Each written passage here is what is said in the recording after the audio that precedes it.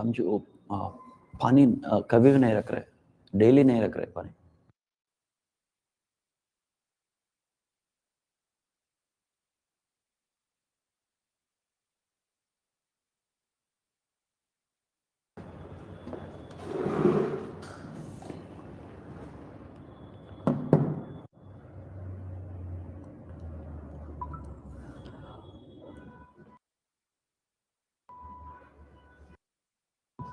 Good morning. Good morning, Aryan. Good morning, Aish. Okay, Aish, you're on the way, right? Good morning, Irma. Aryan, why you're not coming to offline classes? Hmm?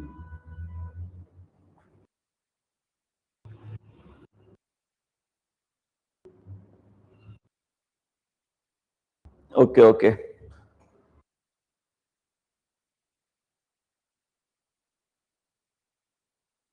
Okay, okay, right. Right, so yesterday we have discussed about we have written the notes on unification of Germany. I think you have to write some few points at the last, isn't it?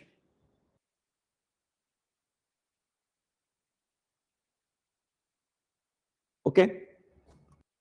Yeah, key steps. Write them. Write those key steps.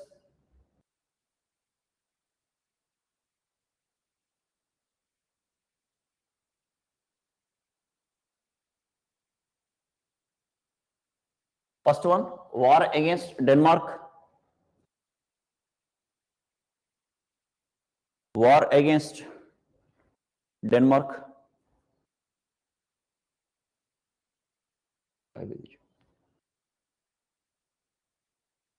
War against Denmark, right? 1864. War against Denmark, 1864. 1864. Write down. In 1864, Prussia, in 1864, Prussia allied with Austria. Come on. No, fine. Take your time. I have just started. In 1864, Prussia allied with Austria waged a war against Denmark. Waged a war against Denmark. Full stop. The objective was to annex the territories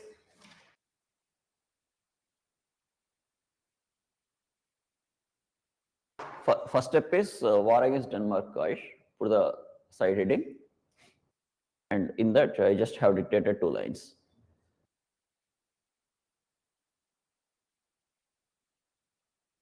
Or else you just write down. I will dictate again. Hold on, guys. I'm just repeating again. In 1864, Prussia allied with Austria. Prussia allied with Austria, waged a war. WAGED. Waged a war against Denmark. Waged a war against Denmark. Full stop. The objective was to annex the territories. Continue. The objective was to annex the territories of the German Confederation. Annex the territories of the German Confederation controlled by Denmark.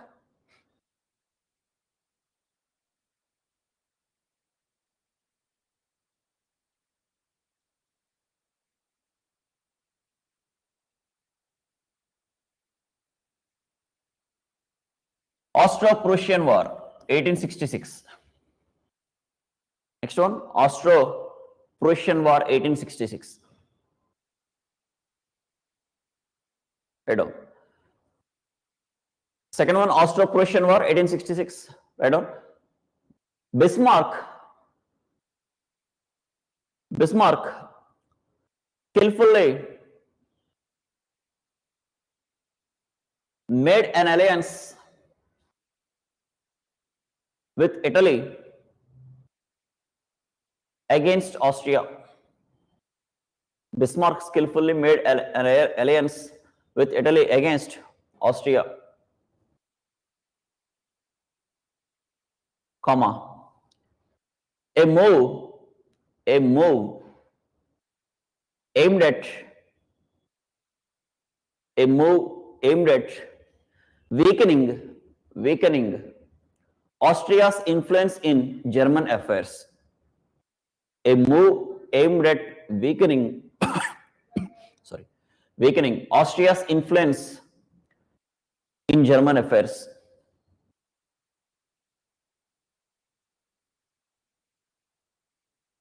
Prussia became victorious.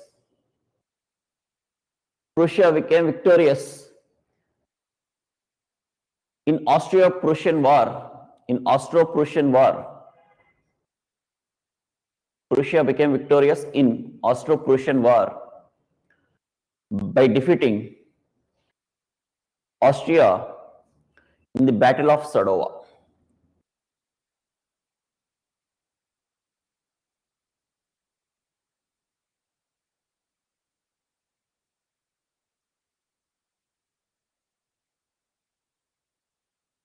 Okay, next, dissolution of German Confederation. Side heading. Third one,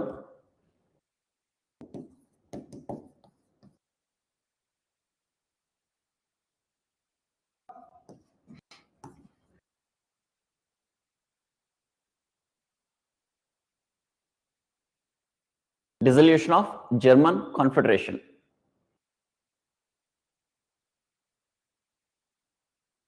Because Austria was defeated, so what he did, German Confederation was dissolved, and with the initially 22 states he formed, that is Northern German states were formed as Northern German Confederation. That is the beginning of unification. That is, Austria has been defeated so far, who have been influenced over German affairs, right? Right. Bismarck, one second, sorry, not Bismarck, right on. Strike off. The defeat of Austria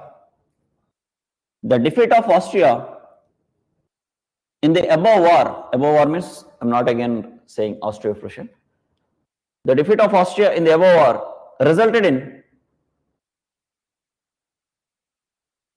dissolution of German Confederation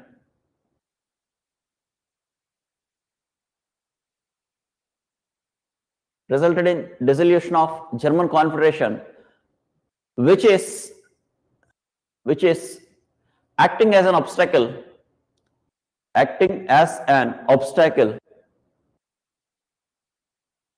to German unification.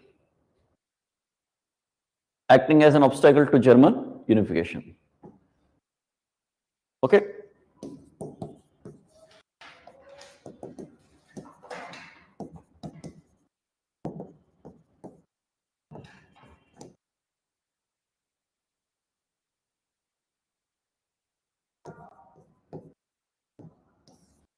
Formation of Northern German Confederation.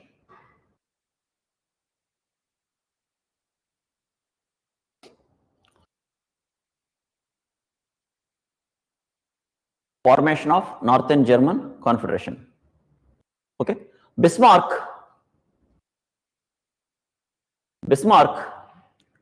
established the Northern German Confederation in 1867. Northern German Confederation in 1867, which united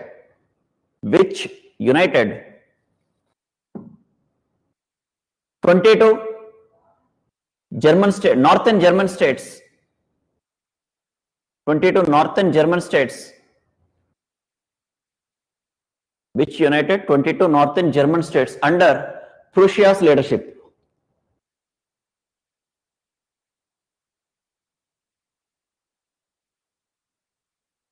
This confederation, no, continue, full stop. This confederation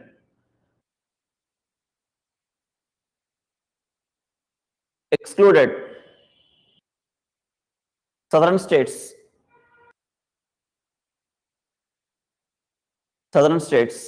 excluded southern states which initially remained independent. Which initially remained independent. Okay, next.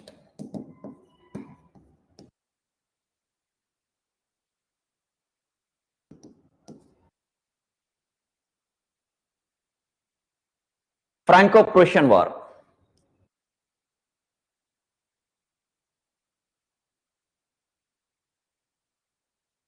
Franco-Prussian War, 1870 to 71. Right.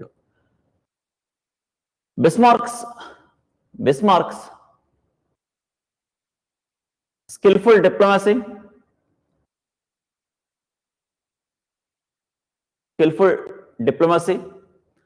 combined with Bismarck's skillful diplomacy combined with tensions between Germany and France,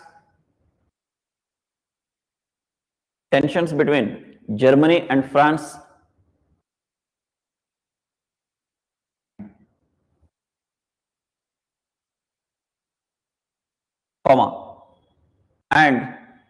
France's fear of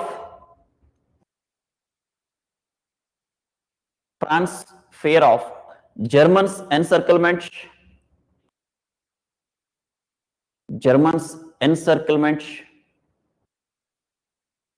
France's fear of Germans' encirclement finally led to Franco-Prussian War in 1870.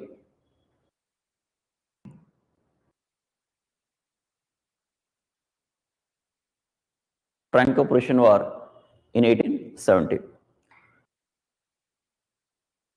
The German became victorious.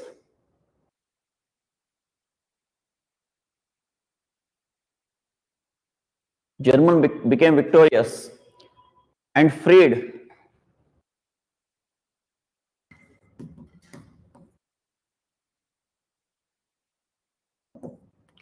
Alsace-Lorraine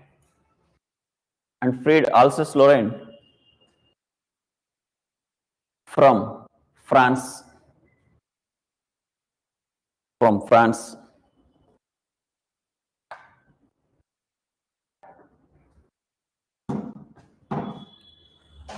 Okay. Next.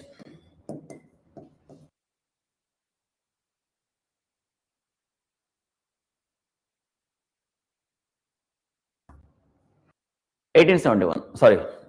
Final unification 1871.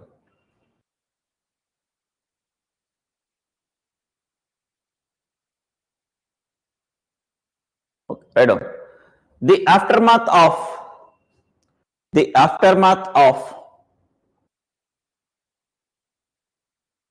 Franco-Prussian War.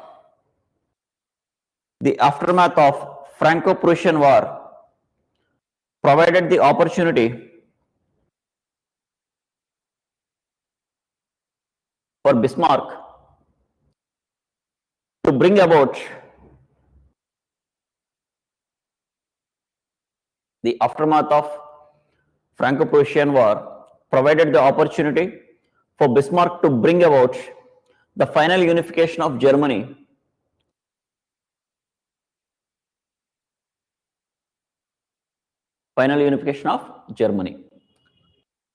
Full stop.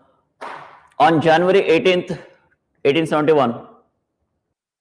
On January 18th, 1871. Jan 18th, 1871. German Empire was officially proclaimed in the hall of officially proclaimed in the hall of mirrors.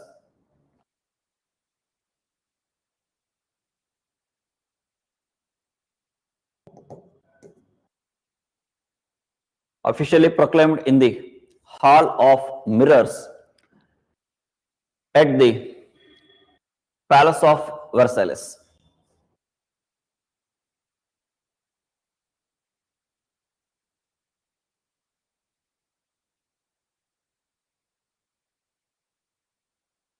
Palace of Versailles.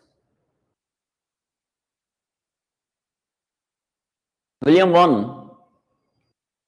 next one. William I, King William I of Prussia.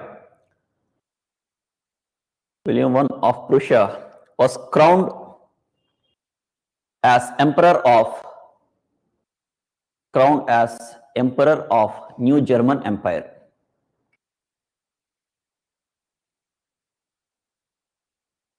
Crowned as Emperor of New German Empire. Right? So, this is about German unification. Any additional notes I will provide you separately. Okay?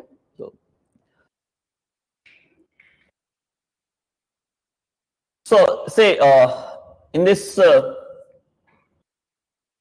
topic of nationalism, we have predominantly discussed about, that is, Italy and Germany, right? So actually, this nationalism will also speak about another area, that is Eastern area. So predominantly here we'll discuss about disintegration of empires, because of rising nationalism. Okay. See, here unification of different states into a single nation, right? So unification of various princely states, principalities into Italy. Here unification of 300 principalities into Germany, right?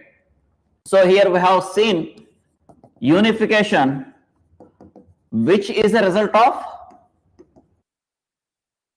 nationalism, right? So unification is a result of nationalism, but at the same time nationalism is also a result of disintegration.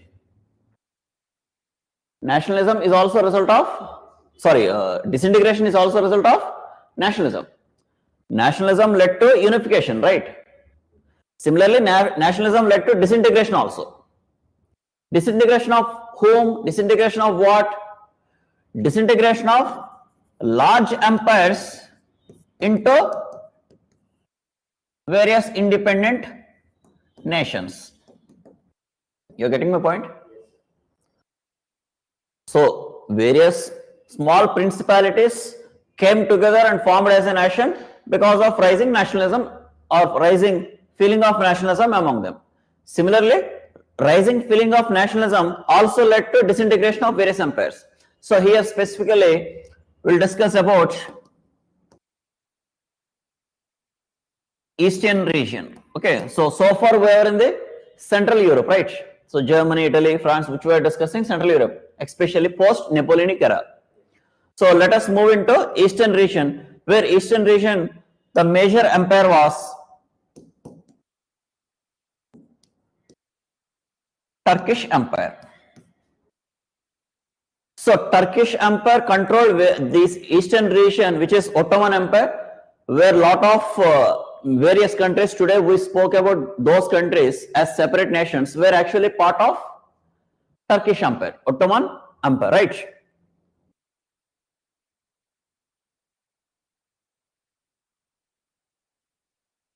So 19th century saw this disintegration of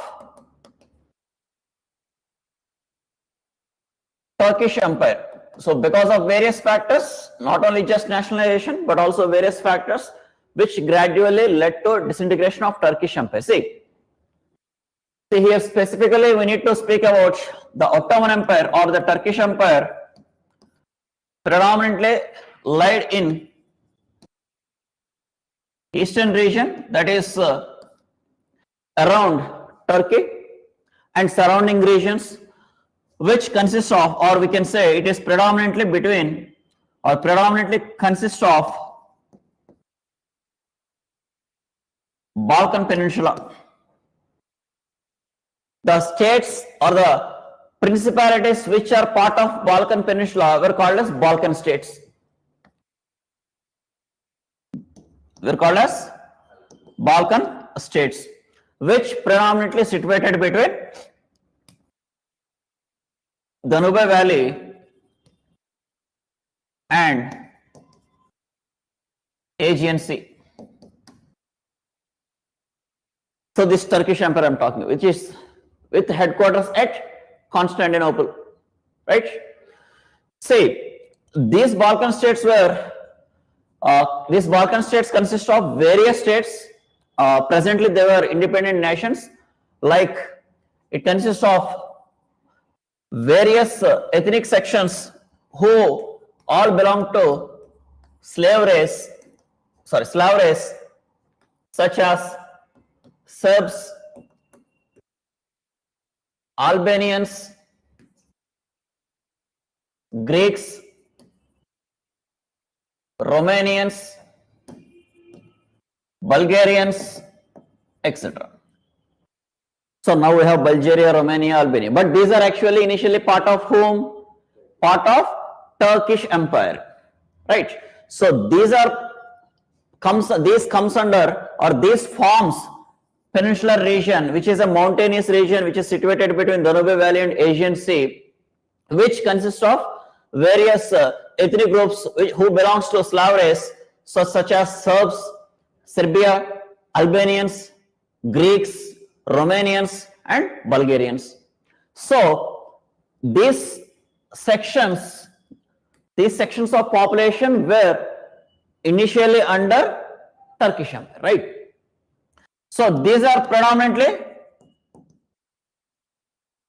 Christian population, right? These are Christian population under Muslim rule. Turkish Empire is a, Ottoman Empire is a Muslim rule territory, Muslim rule empire. So this Christian population who forms Balkan Peninsula lived under Muslim rule. So this is one of the conflicts because of intolerant attitude of Turks and as well as religious persecutions. So this led to conflict between the Turks and Balkans. So it's not started in a day or a month. It is a happened in the long term.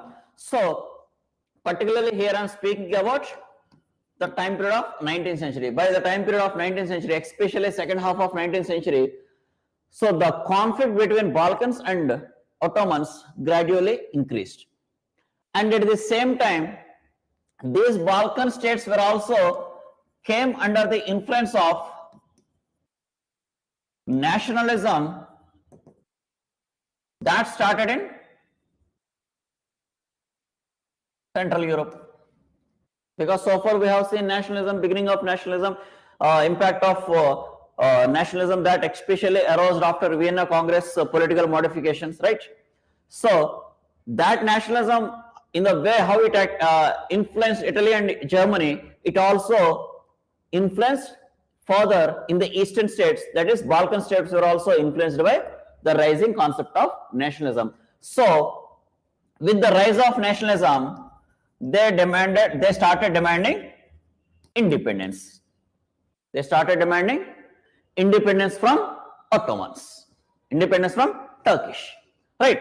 So, and at the same time, so this Turkish region, not only, so obviously that's this 19th century is a zone of conflict in this Turkish Empire because of rise of internal voices for independence.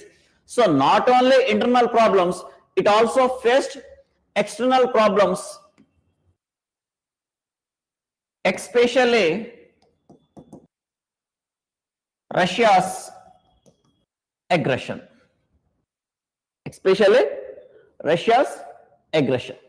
See, demand for independence by these Balkan states due to conflict between Turks and Balkans and as well as increasing influence of nationalism on them, it is an internal problem, right? Internal problem, or we can say it is an issue of disintegration or dismemberment. That means they wanted to get out of the Ottoman Empire. Whereas that is internal problem for Turkish Empire, but similarly there is a external problem for also for Turkish Empire, that is Russia's aggression, because Russia started its southward expansion. We already spoke about this. In fact, Russia's southward expansion resulted in Crimea War, which we have discussed already. Time period 1853 to 56. Crimean War was the result of Russia's aggression or Russia's expansion towards south. Right. So there is an external problem for Turkish now, and at the same time it is also facing some internal problems. So this eventually led to various wars and conflicts. So that's why particularly 19th century is this zone was under constant wars between Russia and Turks, and as well as various powers that involved in this region because of Russia's influence. So this led to this zone as crisis zone in 19th century. So this zone became a crisis zone in 19th century, because see, one is internal problem because these states are demanding for independence. Second is Russia's expansion. So obviously if Russia is trying to expand their influence into Turkish region, so obviously which it attracts other great powers into the region as well, because so as soon as Russia started its expansion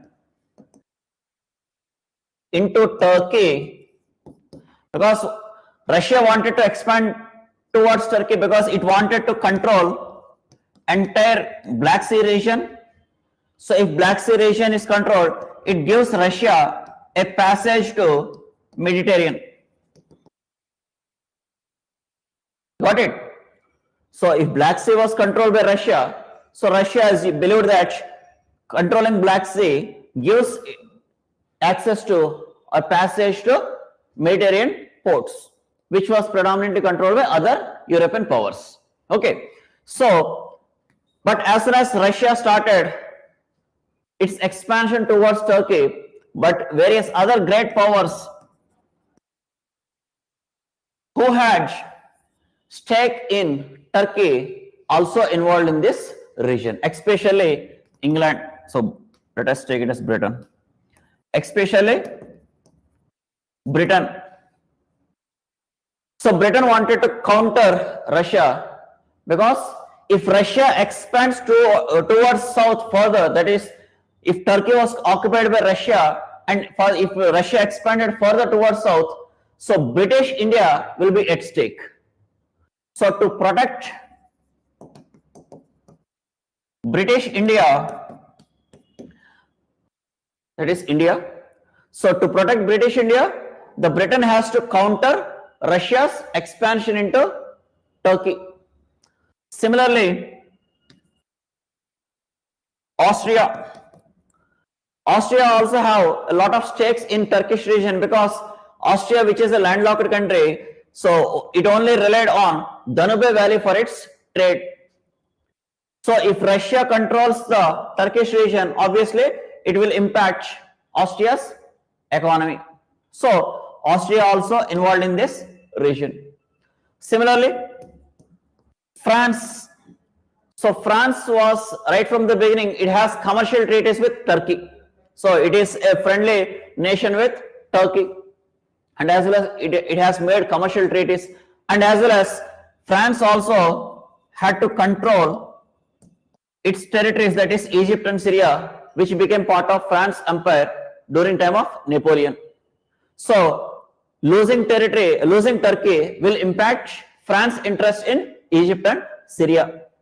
So in this way, Russia's expansion towards Turkish region drawn various great powers into Turkish region. So the conflict or the crisis situation what we have seen in the Central Europe now is shifted to Eastern Europe. Got it? So this is that's why this is famously called as historically Eastern question. It was called as Eastern question. That means if dismemberment happens or disintegration of Turkish region happens, so who comes or who replaces it? So that's the question. So and the region was Eastern Europe, so it was Eastern question. Got it?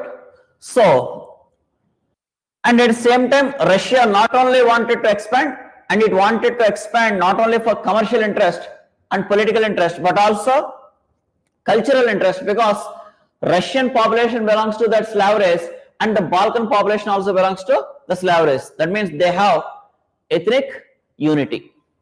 You got it? So, and that's where Russia also claimed itself as the protector or defender of the population of this Slav race. So that's why it kept on involving in the internal matters of the Ottoman Empire. So that in this way, this region also became gradually a zone of crisis. So right from beginning of 19th century, a lot of wars happened, particularly Serbia revolt started in 1804, and then we'll see Greeks war of independence in 1820s. Similarly, Crimean War, which we have already seen, that is from 1853 to 56. Similarly, Bosnian crisis, 1870s. Similarly, Balkan Wars, 1875, and again Balkan Wars in 1912. So that means this zone became a zone of conflicts. One thing between Ottomans and the independent the states which are under the Ottomans, and Balkan states which are under Ottoman Empire, claiming for or demanding for independence. And second thing, the struggle between Russia and other great powers because of various political, economic and commercial interests. Okay, so this is about Eastern question. Clear? So I'm just repeating again. So we are talking about Eastern Europe region, especially which is centered around Ottoman Empire region. So similar to that unifications here, nationalism led to disintegration of empires, especially disintegration of Ottoman Empire, because Ottoman Empire was a large empire in the 18th century, but by end of 19th century, it was very confined to smaller region. Okay, so especially very smaller region around Turkey. So this Ottoman Empire consists of various Balkan states who were part of Balkan Peninsula, which is a mountainous region situated between Danube Valley and Aegean Sea. So these Balkan population were Serbs, Albanians, Bulgarians, Romanians and Greeks who belongs to Slav race, similar to Russian race. So these are Christian population which were under Muslim rule. So particularly in the 19th century, with increasing intolerant attitude of Turkish emperors, and as well as various religious conflict and ethnic conflicts between these Balkans and Turkish Empire, led to conflicts which continued even up to 20th century, right? So that led to, and as well as at the same time, increasing nationalism which was started in Central Europe also expanded into Eastern Europe and influenced these Balkan states who started demanding for independence from Turkish Empire, right? So at the same time, this Ottoman Empire also faced external aggression from Russia, who started its southward expansion for political and economic interest, and as well as it also took the responsibility of protecting the interests of this Balkan population. So these internal revolts and external aggression turned this region into a crisis region, especially in 19th century, because Russian expansion into Turkish Empire also draw various powers into the picture, that is Britain, France and Austria. So with this, lot of wars occurred, such as Serbian revolt in 1804, Greek War of Independence, Crimean War, Balkan Wars, Bosnian Crisis, and so on. Right? So this is called as Eastern question. So finally, Ottoman Empire was dismantled in First World War. In 1914, the First World War started. By 1918, the Ottoman Khalifa was removed. Right. So that is the end of Ottoman Empire. So these most of these states are got freed and formed as independent nation. So this is the disintegration of empire due to rise of nationalism. Right. So we'll discuss about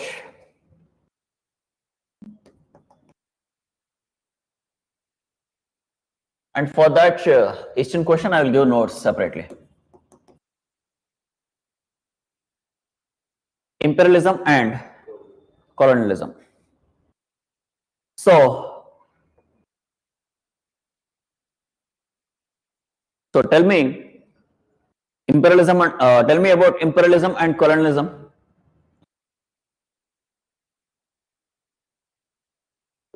Colonialism is something in which other country dominate and create settlements and rule over them. Okay. Without direct.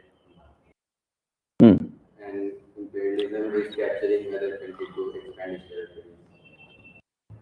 Expand its. Then it's also colonialism. But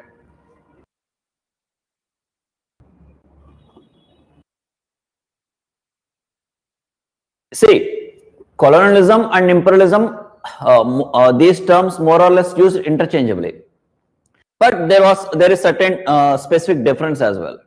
So what is the difference?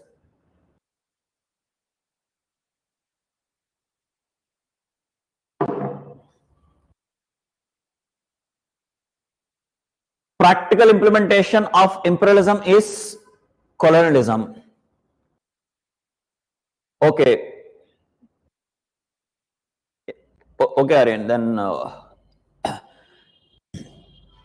see, colonialism is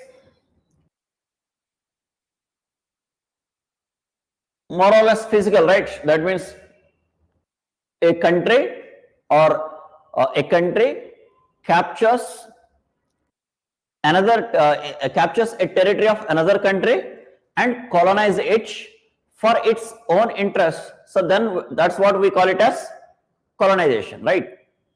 Whereas imperialism is about extending their influence over those regions.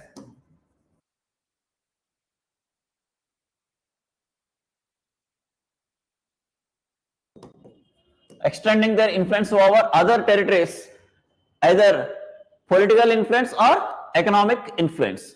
Okay, so obviously it results in colonialism. Sometimes they will colonize and imperialize.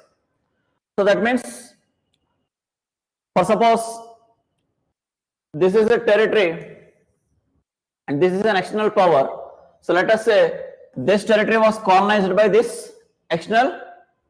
This is, let us say, this is Britain. This is some other country. Let us take X. Okay. So for suppose Britain captured this territory and made this and colonized this territory for its own interest. So we call it as colonization. For suppose if it having or if it extended influence, political influence or economic influence over this region for its own interest, then we call it as imperialism. And for imperialism, it can also colonize. You got it? You not get it? See, without colonizing, it can influence this region. Without colonizing means they have to colonize it. The people has to come here, occupy the region, settle here, and use this region for their own interest. For suppose in the beginning, India, in the beginning they came and gradually they settled and they started colonizing it. That means Europeans settle in this territory. Europeans or whatever. Here I am taking example of Europeans. It can be anybody. Later on, Americans colonized, Japan colonized. So, for suppose, let us take example. European colonized or captured a territory, made use of colonized this territory and made use of the resources of this territory. So that is colonization, because they comes to this region, colonize this region. That means settle here.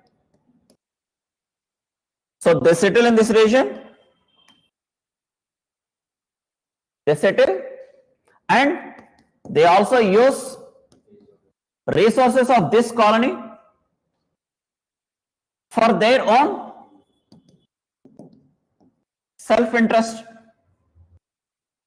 right? And if they also extend their political and economic influence over the same region, so sometimes imperialism can also happen without actually colonizing it. Without actually colonizing it. Okay. So this is, but more or less we use, mostly most of the colonies of European nations which were colonized in 18th century and 19th century were mostly because of imperialistic ideology. Okay, so they not only just utilized the resources for their economic interest, but also greatly influenced these regions through political and in both political and economic sphere. See, they passed various laws in these regions, political laws, administrative reforms, they imposed various economic restrictions. These are part of imperialism. These are part of imperialism, where they have only just settled in this region and using that region for their own interest, that is colonized. Colonized and imperialized. We comes under imperialism because they directly ruled. They colonized and they started their rule gradually. So initially they colonized. India became a colony of the Britain, and gradually they extended their rule in India. So it is colonized till 1947 with imperialistic ideas or with imperialistic interests. Okay. So we'll say, but more or less we use, that's what I'm saying, more or less we use the term interchangeably. So we use the same term, for suppose we use the same term, colonization for India and as well as imperialism for also India. Okay. But more or less it differs from region to region. Okay. Say, coming to colonization,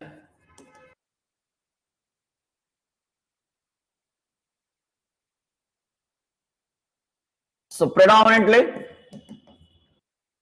South Asia, Southeast Asia,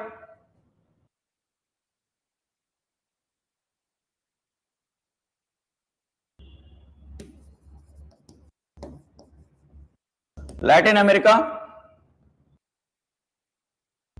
South Africa,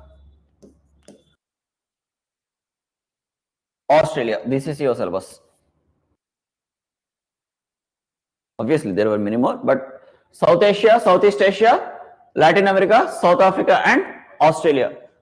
See, obviously, South Asia here we won't discuss because South Asia is nothing but India, Pakistan, Bangladesh, this region, right? So,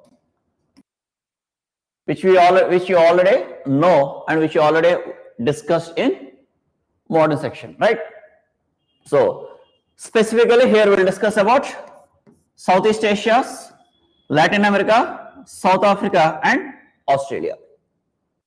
I will just briefly give description on this colonization by various European nations, right? So let us take Southeast Asia. So in Southeast Asia, what are the European powers colonized it? Which European powers colonized Southeast Asia?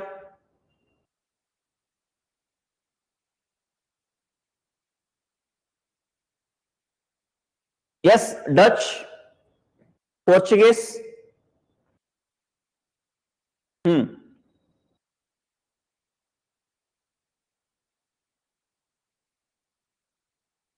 French. Yes, Kasti, French.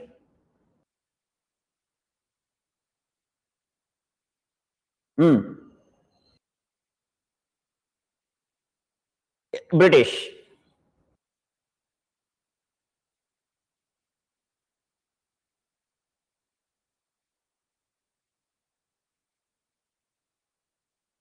Predominantly, say no. Predominantly.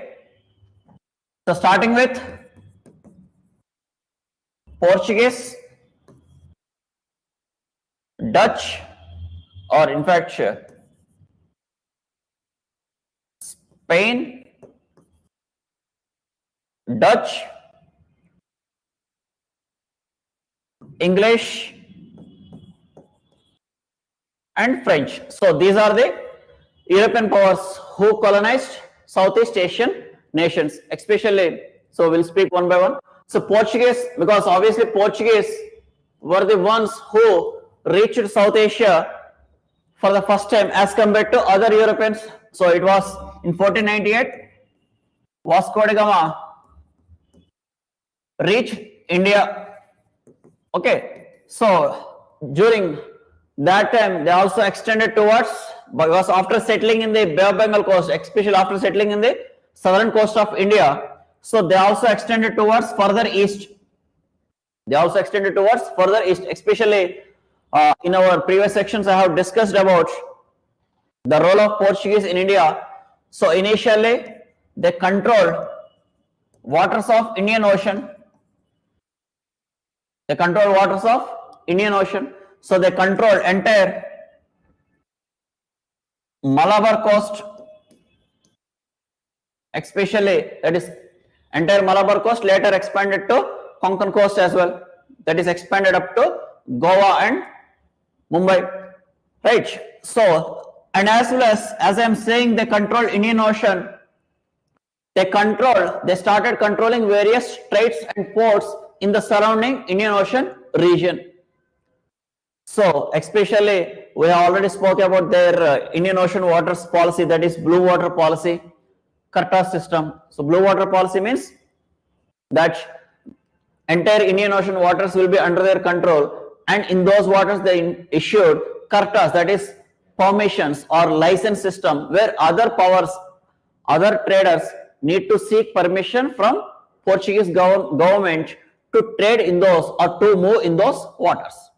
So that's why from 1498 to 1600 they monopolized these waters, right? They monopolized these waters. How they monopolized waters? Because they control entire Indian Ocean waters, especially various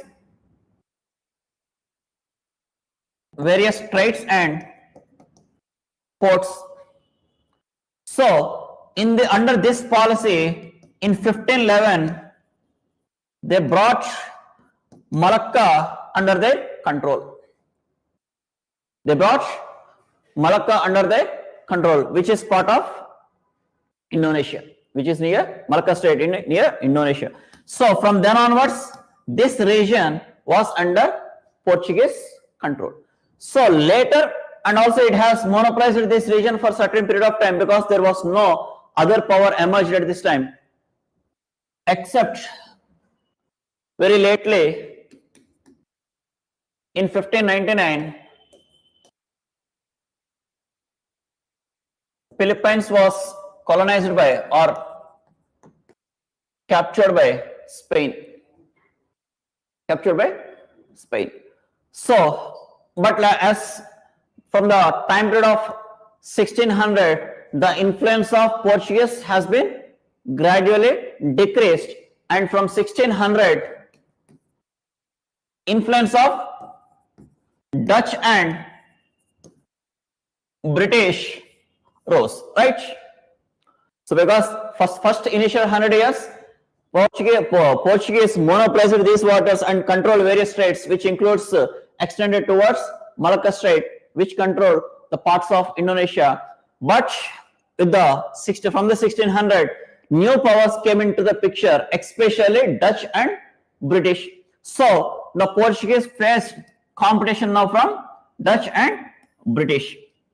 So Dutch and British started defeating Portuguese in various regions and started capturing those territories from the clutches of Portuguese. So especially Dutch. So from 1612, Dutch got territories like Java,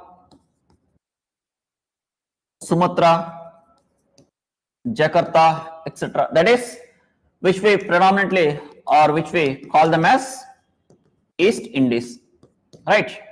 Because initially in India, Dutch and English also had conflict with each other, right? And finally they settled the matter by British giving up its claims over Indonesia and Dutch giving up its claims over India. So that means with that treaty, India was shared with British and Indonesia was given to Dutch, right? So with this treaty, they have made that Dutch will give up its claim over India and British will give up its claim over Indonesia. So East Indies were controlled by Dutch. Similarly, Philippines by Spain. And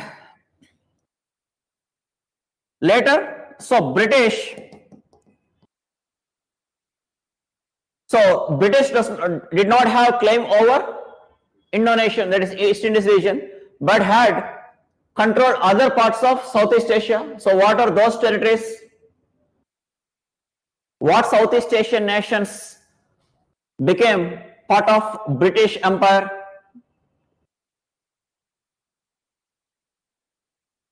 Spain controlled Philippines, Dutch controlled East Indies, that is Indonesia. Now apart from them, tell me. Huh?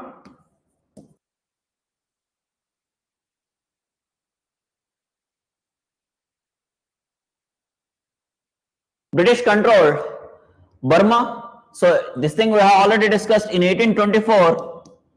In the first Anglo-Burmese war, Burma was brought under British control. So which I have discussed in the medieval section itself, right? So Burma was under, from 1824, that is first Anglo-Burmese war, Burma was under control of British Empire, and finally in 1886 it was finally brought, or it was finally made as part of British Indian Empire. Okay, and similarly Malaya came under British control from 1874. Similarly later Borneo was also made part of British Empire, right? So apart from this, what about France? France controlled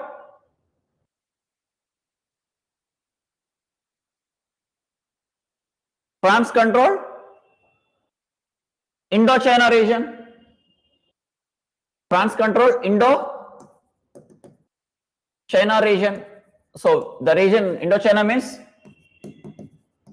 Vietnam, Laos, Cambodia, right?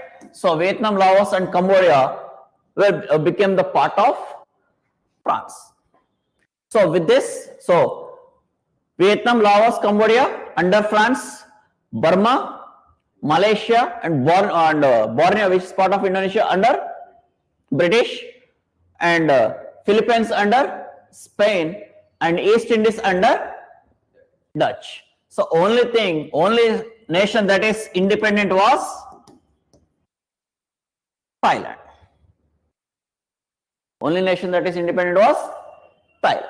So Thailand remained independent, but however, initially, because it was initially ruled by an independent, powerful dynasty. So, but later on, however, even though it was not directly colonized, but the British exerted its influence over Thailand region in the particularly in the end of 19th century as well, right? So these are the various states which were colonized by various European nations, right? Later on, Philippines was captured by America. So especially in the 1898, so Philippines in the Spanish-American War, so Philippines were given up to America by Spain. So Philippines became part of America. So it colonized them. So this is the situation of, this is the political situation where different European nations colonized different parts of Southeast Asian nations. So for purpose of what? See, here we can divide into two phases. First phase and second phase. So the colonization of Southeast Asian nations can be divided into two phases. That is first phase and second phase. So first phase, that is starting with 15th century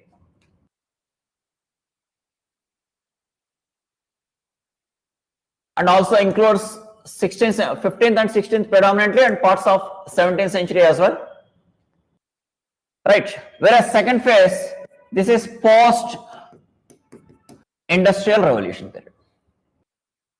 Post-industrial revolution period. See, why we are dividing first phase and second phase? Because first phase, these European countries' interests were different as compared to the second phase.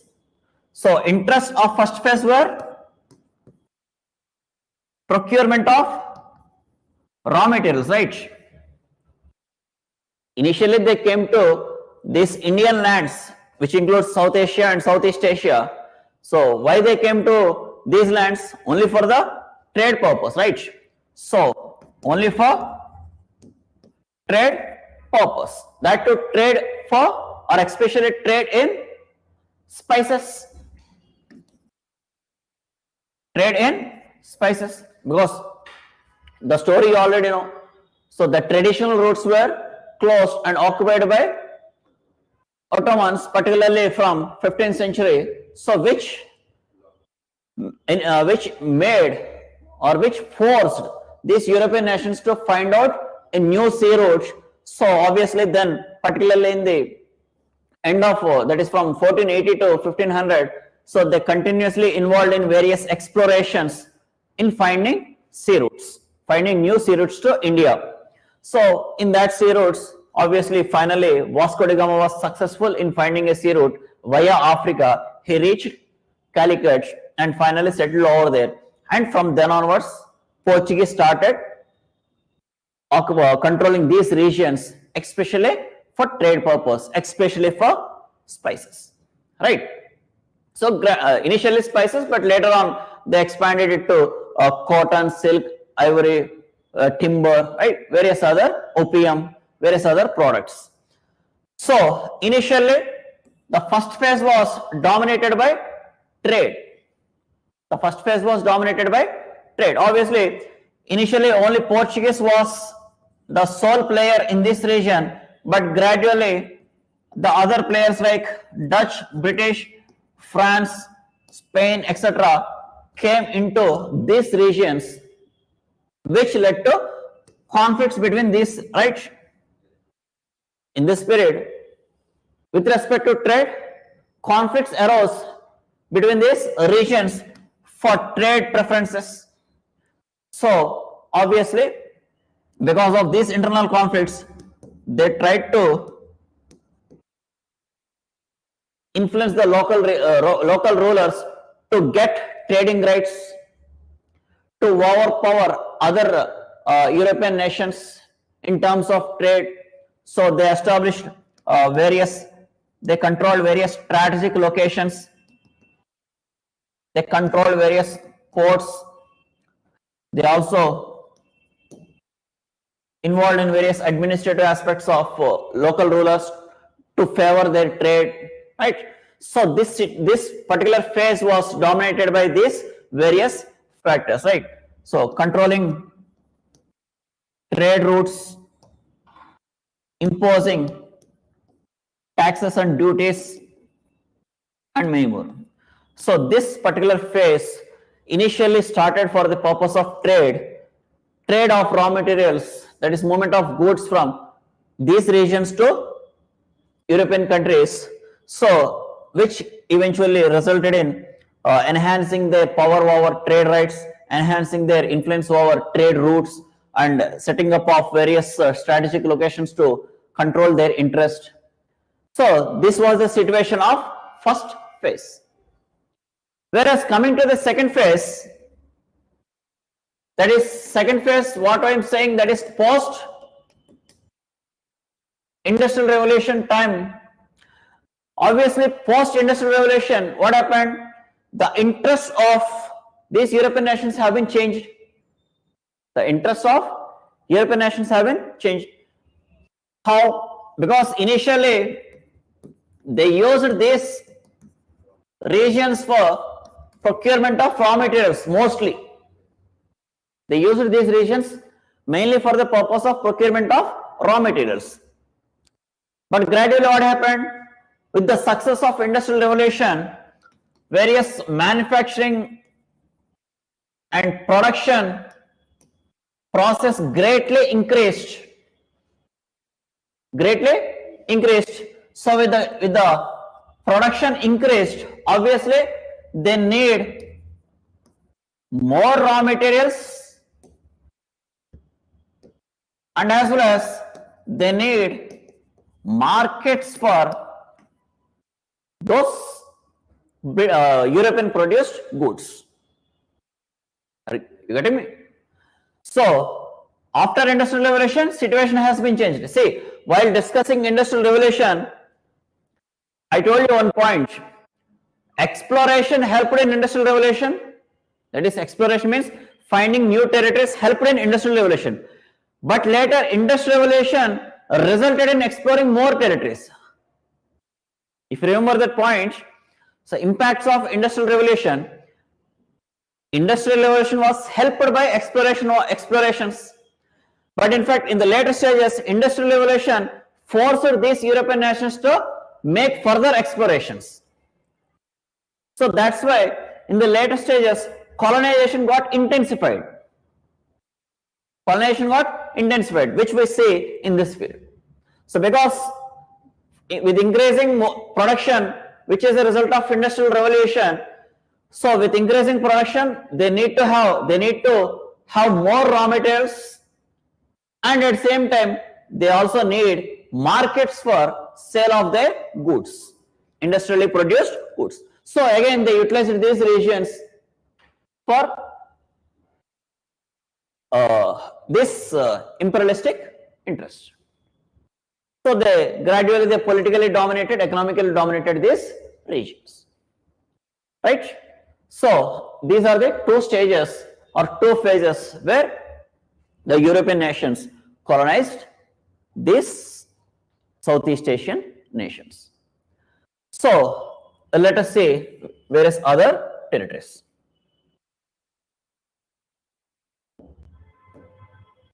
Latin America.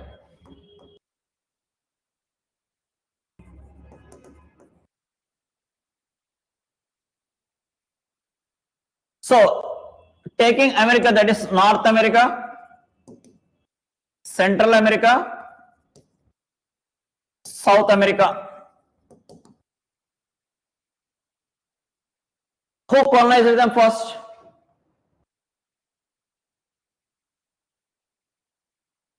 We have discussed about Southeast Asia. Now we'll discuss about Latin America. Who colonized them first? Who reached them first? Who is it? Who sponsored Christopher Columbus? So if Spain sponsored Columbus, so who will colonize this first? Spanish, right? So this was colonized by Spain first. This was colonized by Spain first.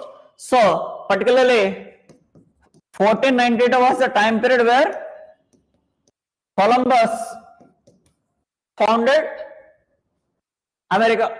So he reached the region of Bahamas and then he declared that this is a new continent, and later on it was another two voyages were sent under Amerigo Vespucci.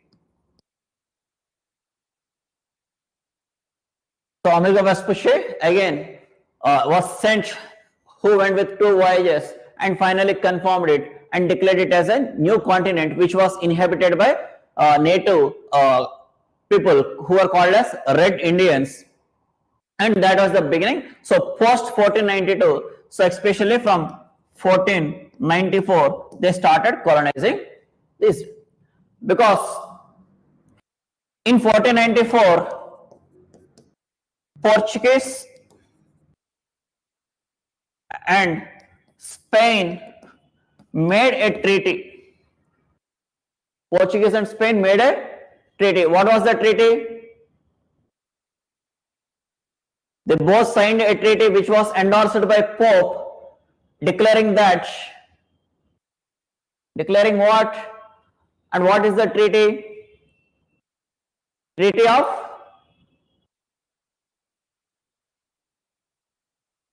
nobody is answering. Treaty of Tordesillas.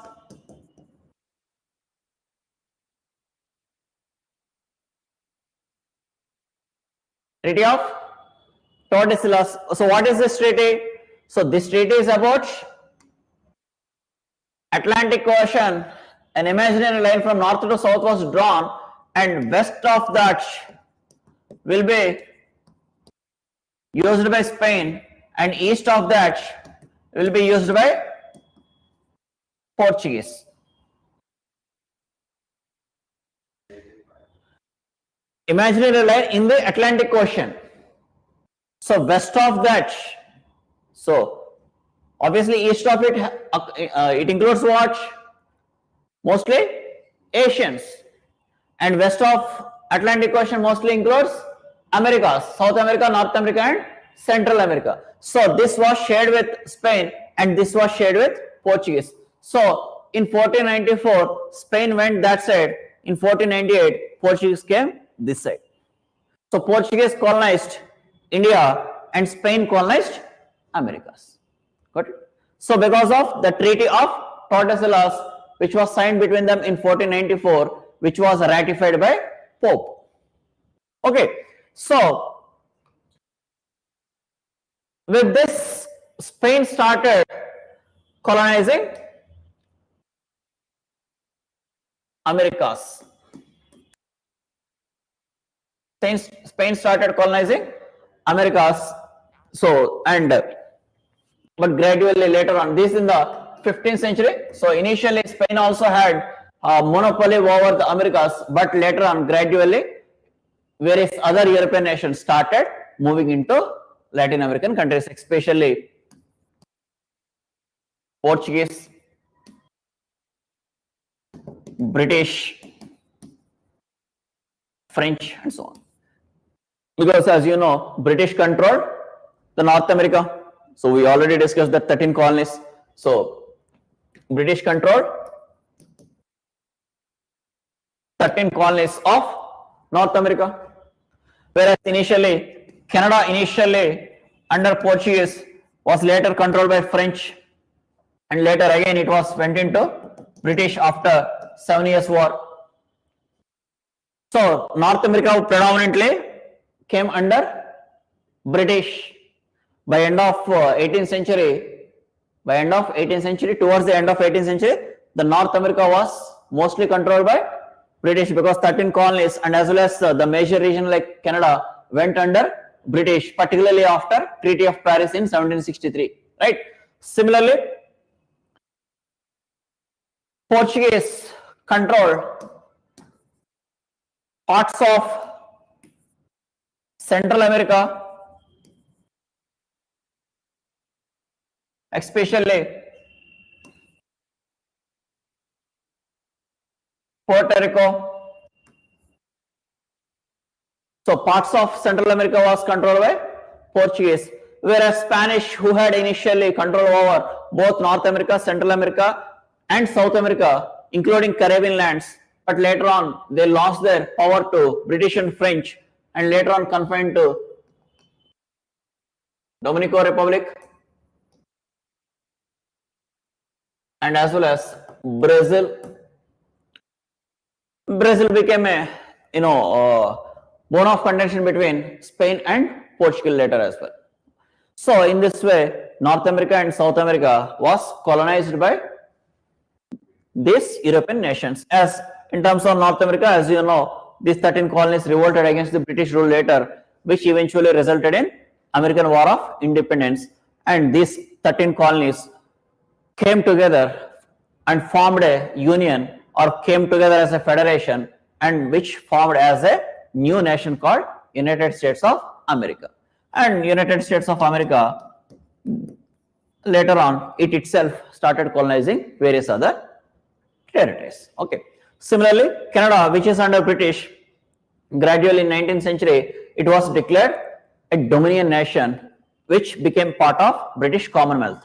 So from then onwards, it started having its own self-government, but acting as a dominion of British. Even today, it is a dominion of British. Okay.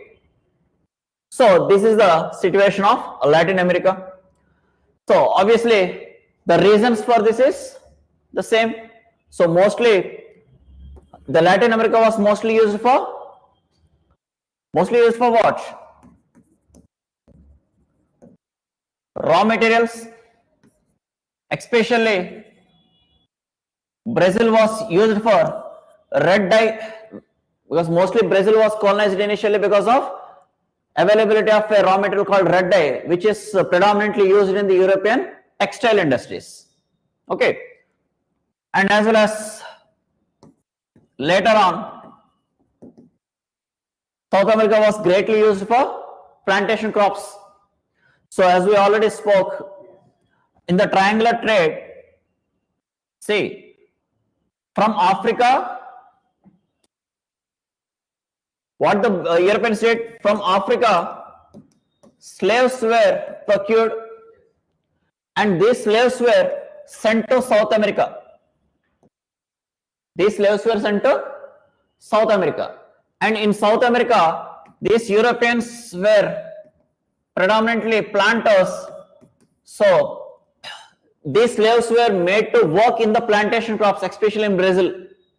So these slaves who were procured from Africa were sent to South America and made to work in plantation crops and generated raw materials.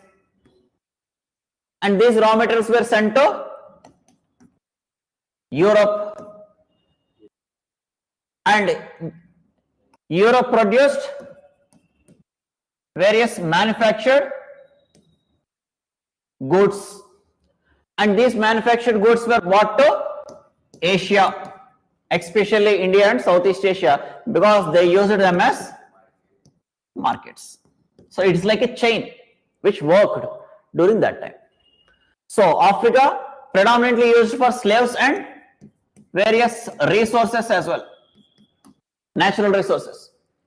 So Africa was predominantly used as for slaves who were brought to South America and made them to work in the plantation crops as slaves under their masters, and those raw materials procured from those plantation crops were sent back to Europe, and those raw materials were used in the various manufacturing production centers, because Europe was going through a phase called Industrial Revolution.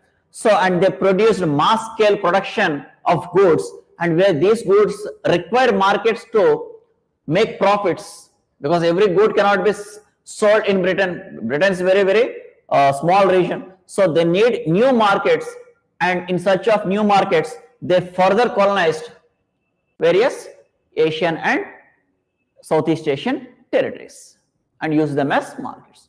So this cycle is completed, right? So this is the situation of colonization in Latin America. Right? So let us see South Africa, right?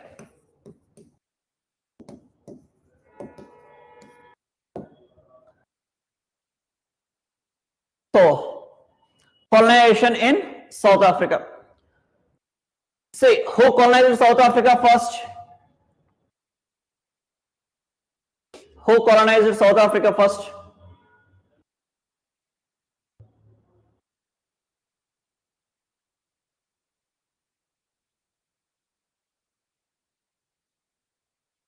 Hmm? No, it was Dutch. So Dutch was the European nation which in fact it had control or it had monopolized the region of South Africa for longer period of time until they were defeated by British later. So till 1795 South Africa, in fact there was no South Africa at that time, it was called as Cape Colony. It was called as Cape Colony because as we already know, in 1486 Cape Colony was first founded, or the Cape of Good Hope. You know Cape of Good Hope, right? So actually this is the region that is nothing but later called as Cape Colony because it was colonized by Europeans and settled in that region. So we gave a new name for it, that is Cape Colony, but actually it is Cape of Good Hope. And actually before Cape of Good Hope it is Cape of Storms. And before Cape of Storms it is nothing.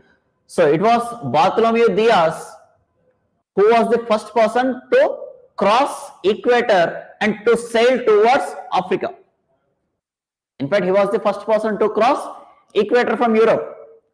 Because initially, even before Columbus, even before Vasco da Gama, it was Bartholomew Diaz who started his voyage from Europe to find new sea route to India. And he reached till Cape of Good Hope. And because of storms and because of unsuitable climatic conditions, he could not move further. So from there, he retreated back to Europe. So the king of Portuguese, James I, named it as, it's not Cape of Storms, but it gave a hope for us for finding a new route. So this cape was renamed as Cape of Good Hope. So, and then onwards, India was found along the same route. So later on, Vasco da Gama came in the same route of Bartholomew Diaz, but now Vasco da Gama crossed the Cape of Good Hope and reached Mozambique. And from Mozambique, with the help of some Gujarati merchants, he reached India. So that's a different story. So that means Cape of Good Hope, that is, this cape was identified very, very appropriately by these Europeans. So Dutch colonized this.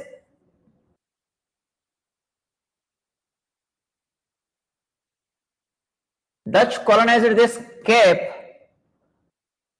Dutch started colonizing this cape, and these Dutch people started settling over there.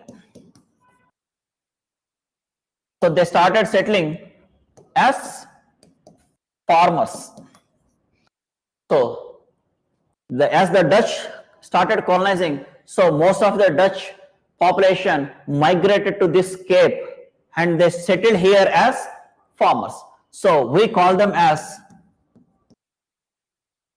boers. Those Dutch settlers who started farming and settled over there, so we call them as boers. Okay, so apart from these boers, this region was also occupied by native tribes who were called as Zulus. So they were in this Cape Colony.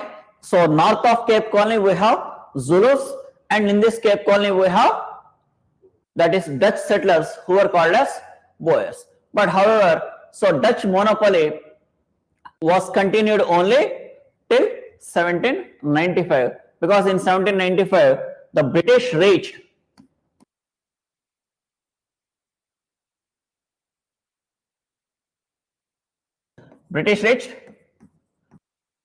Cape Colony and defeated the Dutch, and finally they made a treaty with Dutch, and where Dutch government have been withdrawn from. So our Dutch surrendered the claim of the Cape Colony to British. So from this time onwards, the British occupied Cape Colony because it has different interests.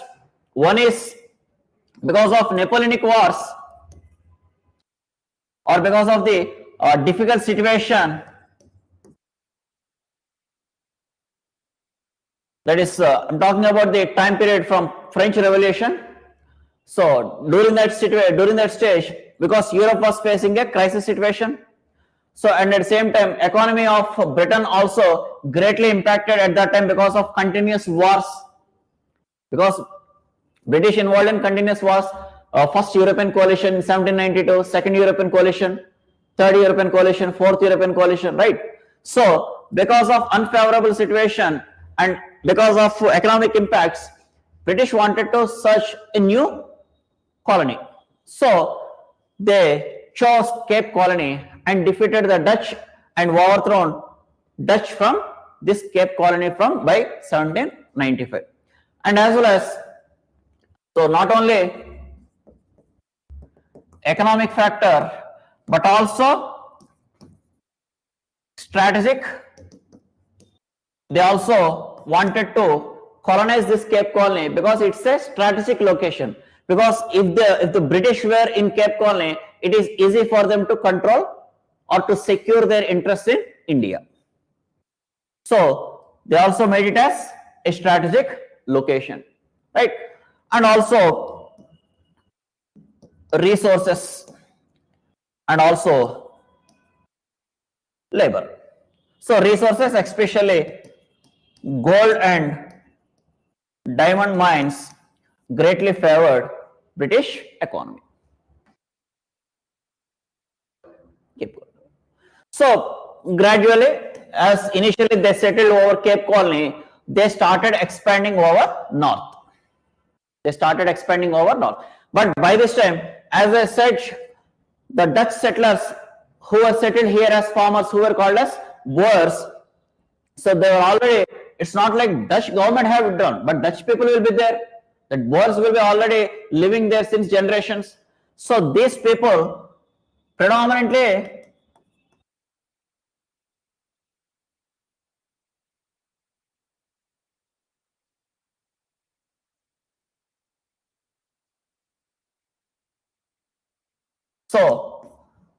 three territories, that is 3 states were created and inhabited by these Dutch settlers. What are they? Transvaal territory, Natal territory and Free Orange state. So Transvaal state, Natal state and Free Orange state, these were the 3 states which were inhabited by the Boers. Okay, but as I said, later on, as the British power increased over the Cape Colony, they started expanding towards north. So that means now they are trying to expand towards Transvaal, Natal and Free Orange states. So which results in conflict between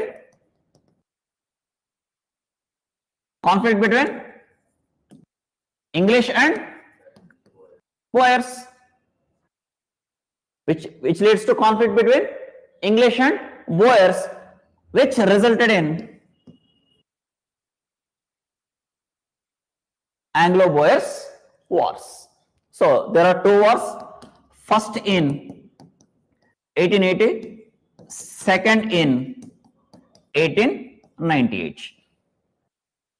So first war in 1880 and second war in 1898. So in the second war, the settlers were defeated, and finally these Transvaal, Natal and Free Orange state were completely, along with Cape Colony, brought under British. No, they were there, but there were the self-governments which were priorly Boers were having were removed.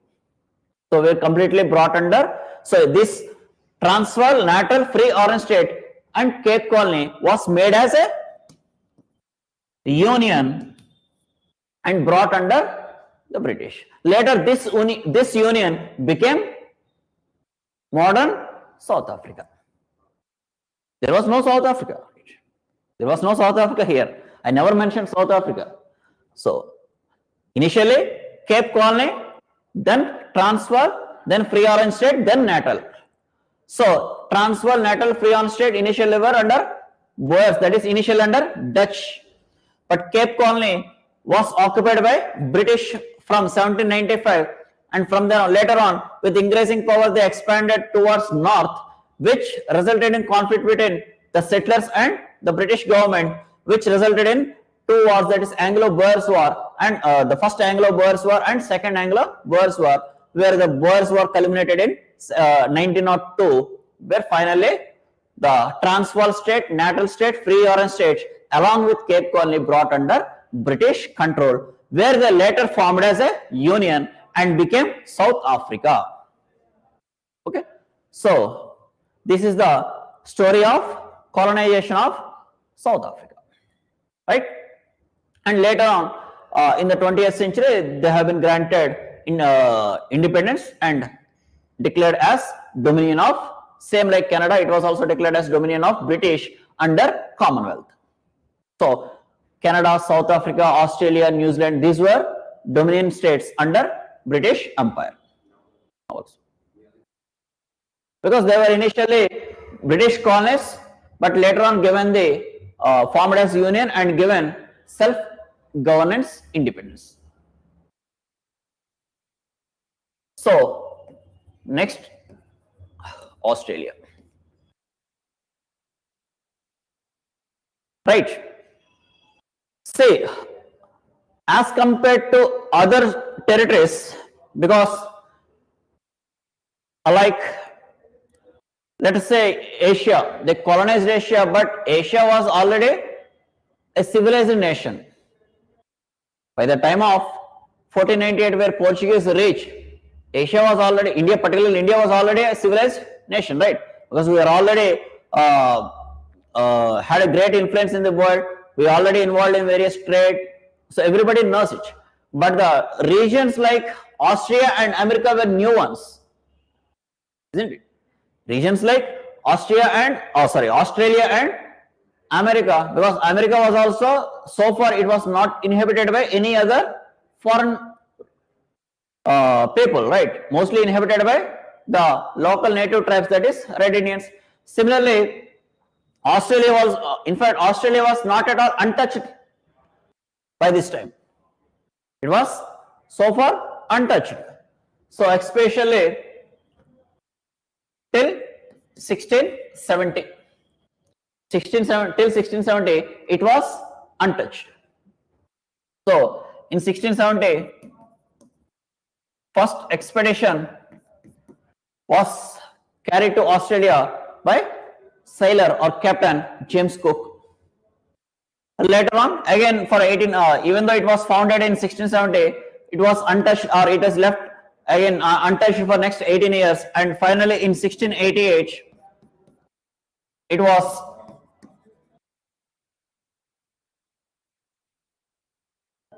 again another captain reached Australia in 1688, that is Arthur Phillip. So, from this expedition, that is the second expedition to Australia, that is under Arthur Phillip in 1688, led to beginning of colonization. So, from 1688 onwards, the Europeans started colonizing Australia, especially started with Britain. So, it was mostly under British only. Right. So, actually, in the beginning, Australia was colonized by the British only for the purpose of what? Purpose of making Australian region as a prison.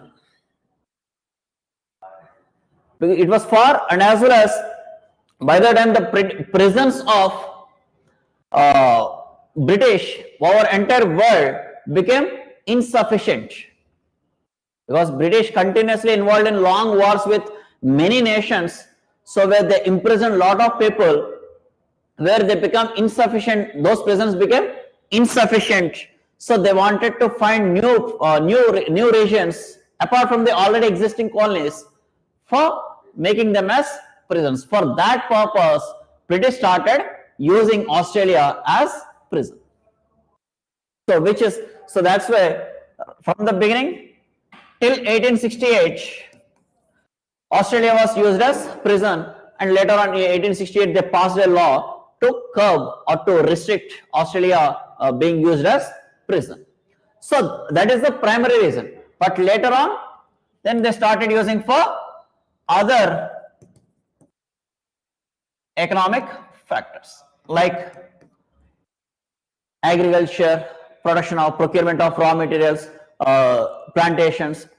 Because initially British was not interested in using Australian continent because for economic purposes, because the region itself not suitable for agriculture.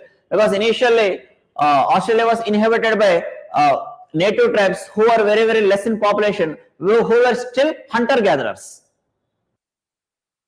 Even in this time, that is speaking about 1688, when British reached Australia, the natives who were still nomadic, who were still hunter-gatherers.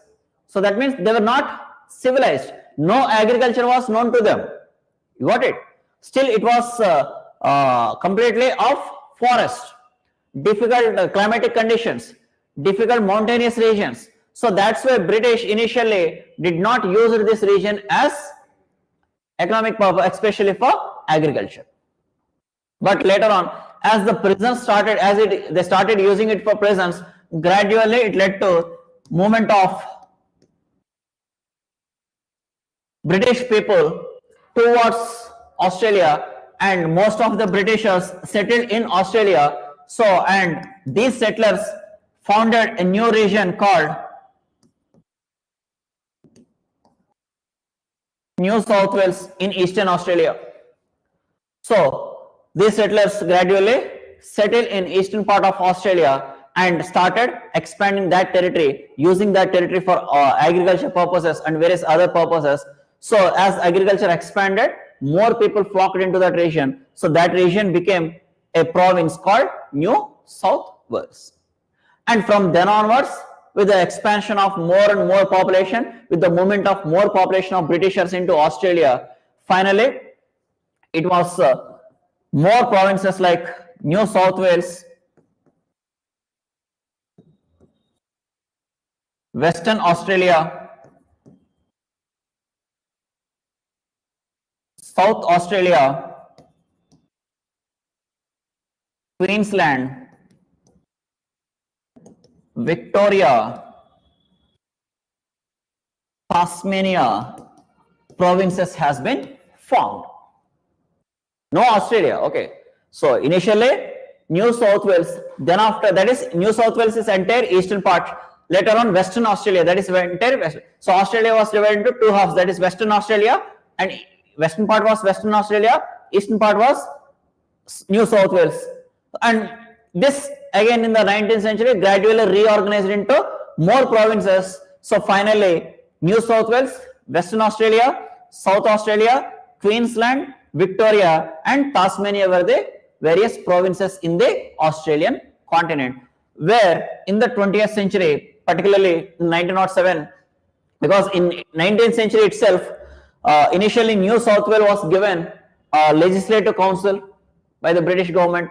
So that means they started having their own council. Later on, the other territories, other provinces were given legislative councils. So gradually they were given self-governance. So legislative assemblies were created, self-governance was extended. But towards the beginning of 20th century, the demand for self-governance by these states began, and finally in the beginning of 20th century, these were formed as union and given independence status, which formed this union formed as Australia.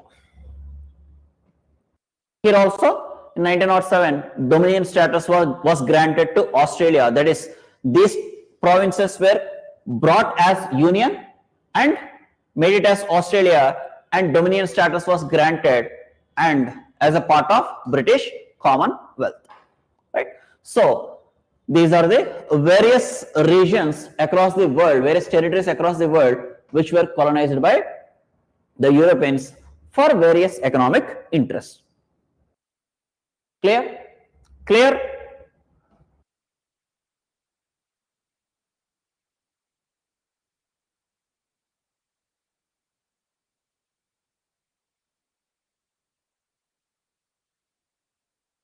Right.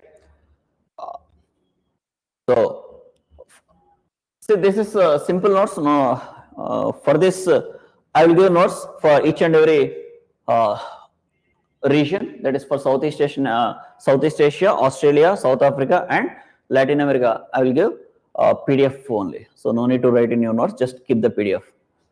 How it has been the whatever I have explained here, you will have that in your PDF, right? But we'll write about various other aspects. That is,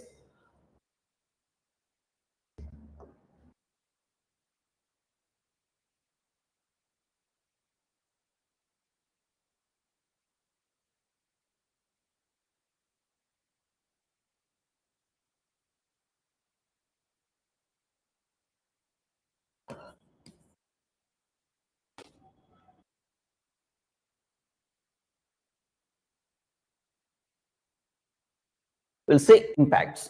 See, before writing, let us see what are the impacts that you can generate. Let us take either colonialism or imperialism, whatever. See, obviously you know the factors, right? So factors has been greatly discussed many times. So factors for colonialism. What are the factors for colonization? What are the factors for colonization? Simple question. Huh? Lot of factors. Trade, okay. Okay, slaves. Okay. Oh, industrial revolution. That is like industry for what? Specific factor, Aryan. That's it.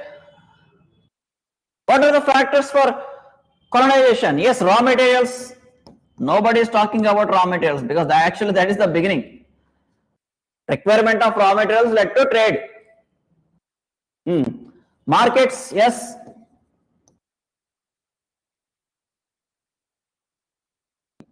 Using as plantation crops, using these regions for plantation, yes.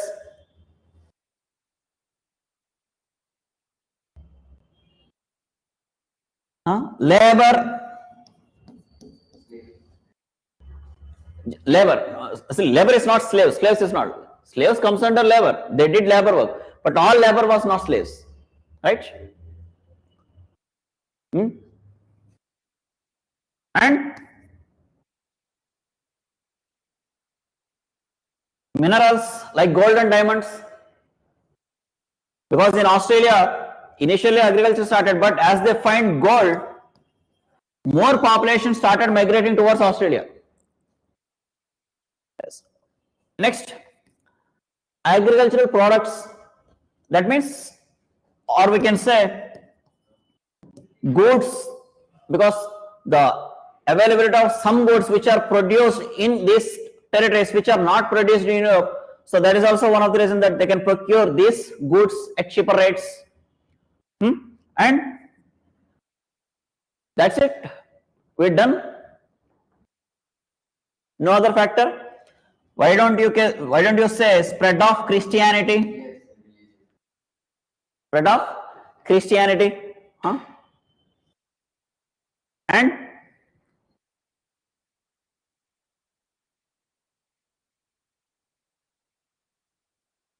okay, let us take these as factors as you have mentioned. Okay, now tell me. Yes, you are saying white man's burden. White man's burden, right, Aryan?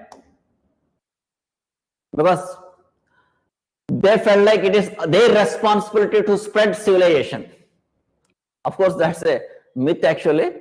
They did not spread any civilization because, for suppose India, we are already civilized by that time.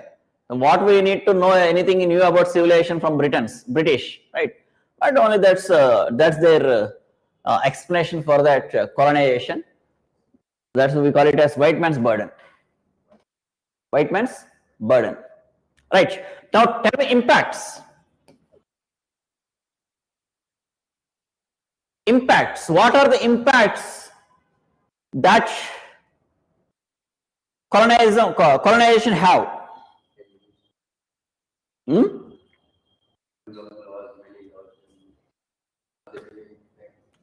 Both. You say, okay, let us say positive and let us say negative as well.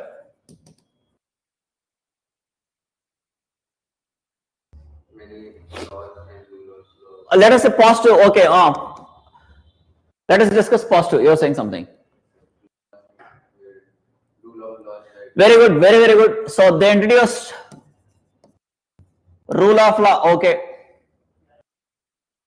Kasti is saying technical revolution. Yet they introduced technology to these places. Yes. Aryan is saying cultural exchange. Okay. Cultural assimilations. Aish? Comes under technology. Let us take steam engine, water power, electricity, electric motor. They all comes under technology. Infrastructure. Okay. It led to development of infrastructure. Yes. We can take that.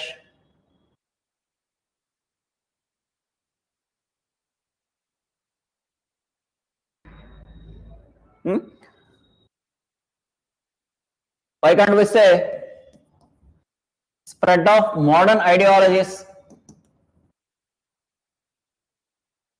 Spread of modern ideologies like socialism, nationalism, constitutionalism. These are modern ideologies because by the time we are still under feudalism, right? But we got to know these new ideologies from European nations. Yes, we can say ideas of important ideas like liberty, equality, fraternity, nationalism, right? Kasti is saying Western education. Yes. Let us not write it as Western education because Western education is a kind of, I don't use the term. Let us say modern education. Isn't it, Kasti? Can we write it as modern education? Which is based on science, or we can say scientific education, because Western education is, again, it is a more foreign type of thing. Okay. Printing technology. Okay, already which comes under technology. So, which also printing technology. You're searching? No, fine, no issue. And isn't it? You forgot to mention new agriculture crops were introduced. Nobody mentioned that. New crops were introduced to these areas. And Columbian exchange. Have you heard of the term called Columbian exchange? Have you heard of the term called Columbian exchange? What is Columbian exchange? Because the time period Columbus, 1492, right? So, obviously the discovery of America by Columbus resulted in various changes across the, because that is the beginning. Even 1498 was later, right? So, Columbian exchange means exchange of plants, animals, goods, materials, crops, diseases, technology from New World to Old World and Old World to New World. You got it? Columbian exchange means Old World, New World. So, this is Columbian exchange. Exchange of what? Exchange of animals, crops, plants, diseases, goods, materials, people, technology, and many more. Exchange of this between old world to new world. So because old world gave new crops to new world gave new crops to old world, introduced various diseases to new world, right? Bubonic plague, these are all came from that. So whole world's economy was linked. Yes, globalization, like world was economically linked. That is globalized economy. Okay, so these are various positive impacts. Simple, done. Let us say, let us say negative impacts. So far you have said lot of positive factors, positive impacts, sorry. So what are the negative impacts? Aish. Dominance of what? Political dominance, economic dominance, what dominance? Okay, let us take like your word only, dominance. Okay, whatever the dominance. And yes, Aryan, slavery, yes. Slavery was imposed.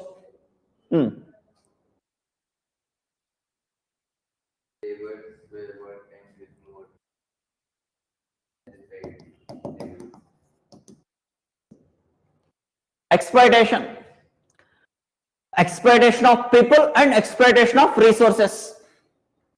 And cultural domination. Okay, so cultural domination.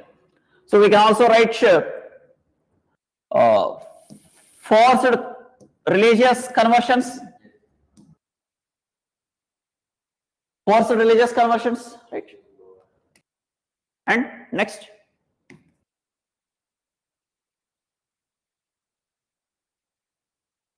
Why you are not saying imperialism, mercantilism?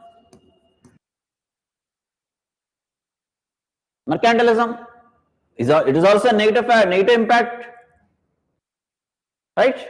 And that's it. Spread of diseases, okay, but that spread of diseases negative impact, like as I mentioned in the Columbian exchange, they also got new diseases, right? So yes, okay, we can say spread comes under both, because exchange of here to drain of wealth, very good casting, very important point. Drain of wealth.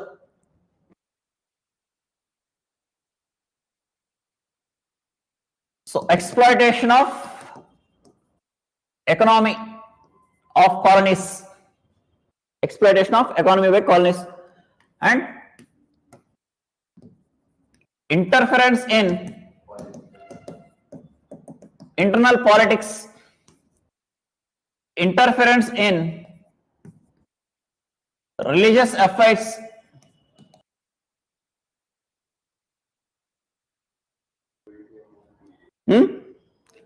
and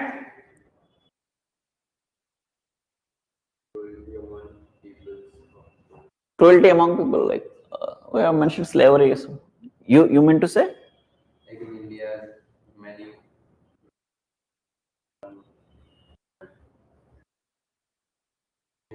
people were being harassed by it. That comes out, obviously they try to rule over us, so obviously which results in exploitation of the natives, right? So many more, but okay, let us take this. So these are the various factors that led to colonization, and various positive and negative impacts of colonization on these colonies. Okay, so we will write them. We will write some of those. Put the heading imperialism and colonialism.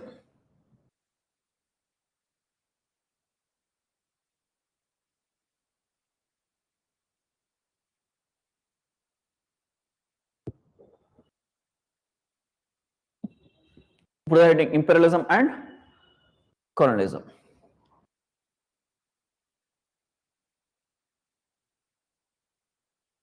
Imperialism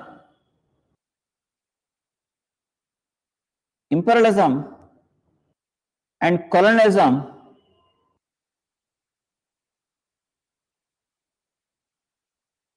are the terms which can be used interchangeably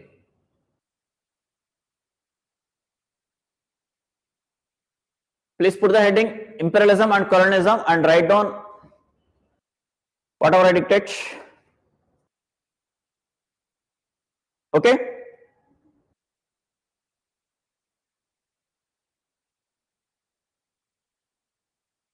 Right on.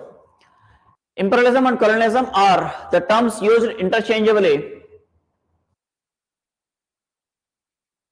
but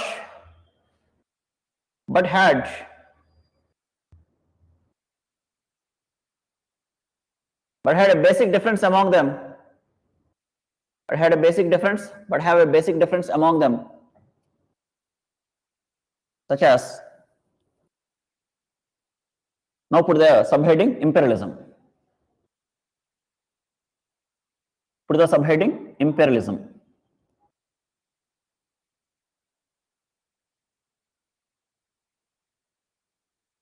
Imperialism is a policy of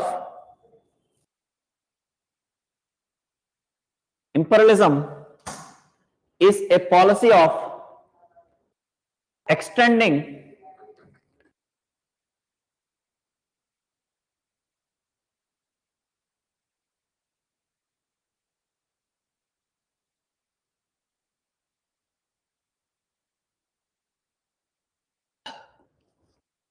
Imperialism is a policy of extending a country's power and influence.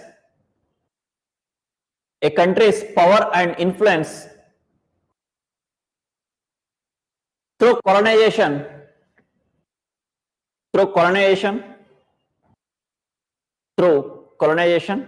comma, use of military force,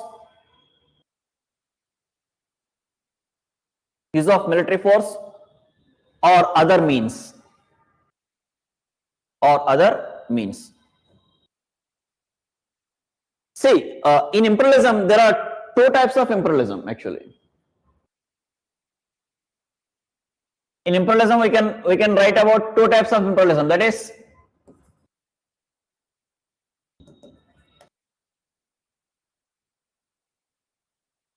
regressive imperialism and progressive imperialism. There are two types of imperialism: regressive imperialism and progressive imperialism. So what is regressive imperialism and what is progressive imperialism?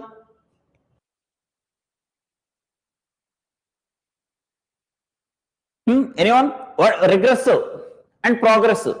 See, for suppose regressive is nothing but they extend imperialism to these territories for their own interest. That is exploitation of these colonies for their own interest. That is regressive imperialism. For exploitation of labor, exploitation of resources, procurement of raw materials, making them a strategic location, so and so. Whereas progressive imperialism is, even though they colonize these territories, but they protect the humanity. Spread of civilization, protecting the natives, spread of education, bringing reforms. These are progressive imperialism. India's condition is regressive imperialism, right? There are two types of imperialism.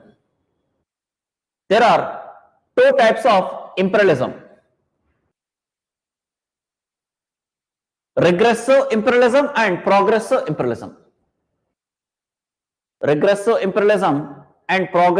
imperialism.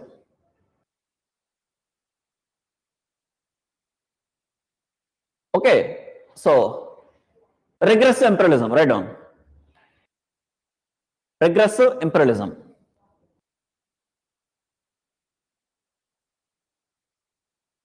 Put a regressive imperialism. It is identified with It is identified with pure conquest,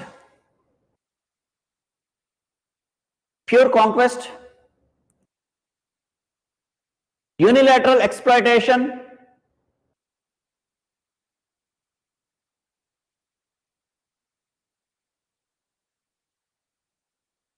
reduction of the local people, forced settlements, etc.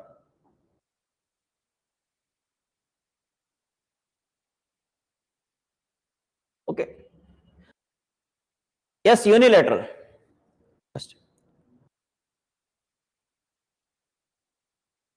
Next, progressive exploitation. Sorry, progressive imperialism.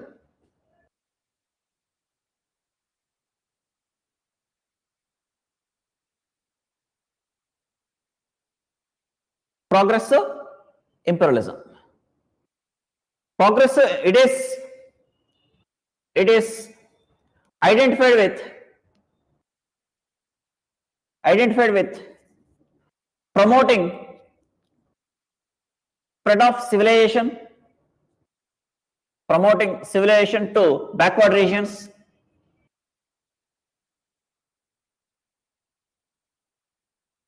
comma, enhance living standards,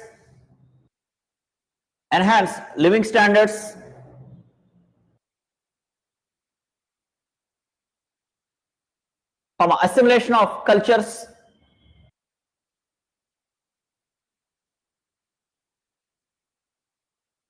etc.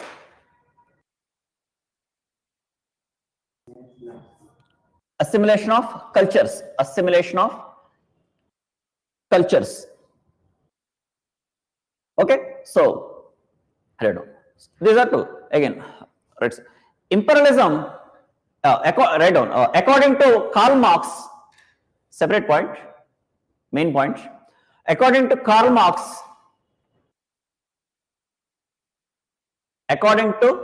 Marx, comma, imperialism is a, what he said actually, Karl Marx said imperialism is a result of capitalism. Okay. According to Karl Marx, imperialism is a natural feature of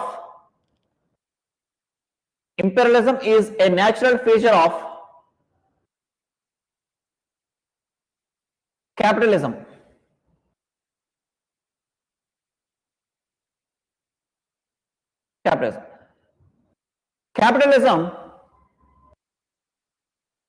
Capitalism matures into monopoly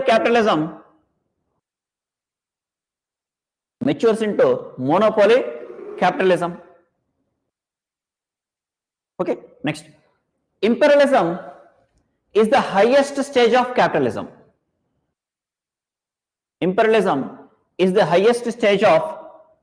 capitalism. So this is what Karl Marx said.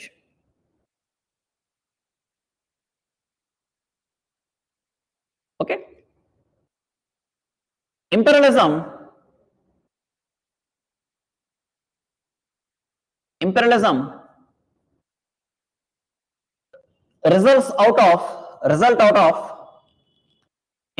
results out of competition between empires to maximize their profits.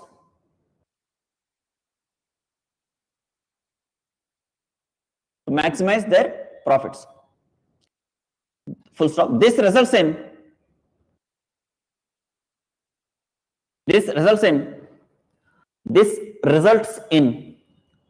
economic exploitations,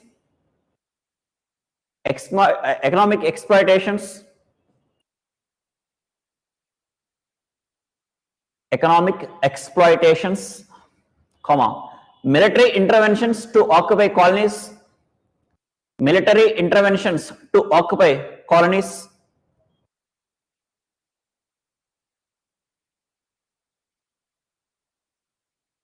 comma, exploitation of markets, etc.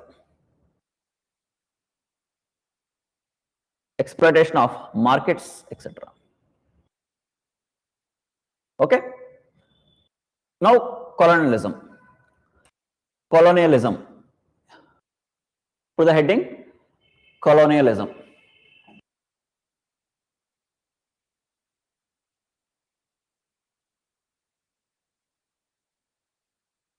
Okay, right on. Colonialism is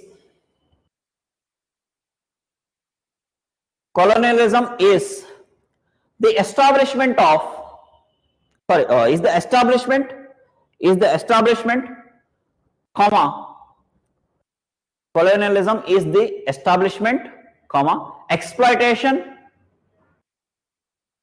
comma, maintenance,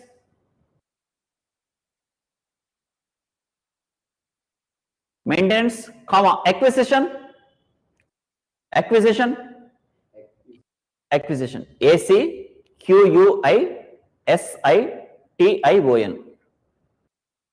acquisition, and expansion of colony in one territory by a political power from another territory. Shall I repeat? No? Right. In one territory by a political power from another territory, full stop. It is a set of, full stop, it is a set of unequal relationship between the colonial power and the colony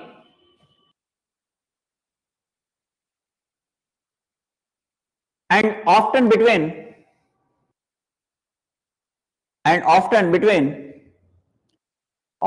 the colonists and the indigenous population. So either it should be colonial power and colony, or we can say the ones who colonized and as well as the indigenous population who are living there. Next, the European colonial period began from 16th century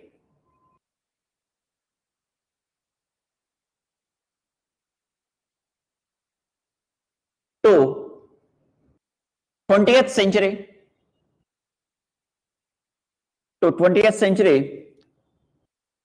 where several European nations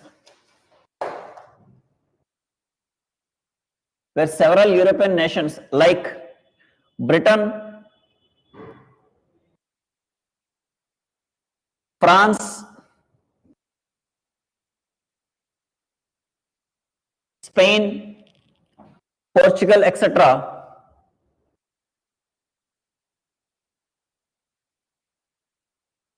colonized Asia, Africa, and Americas. Colonized Asia, Africa, and Americas.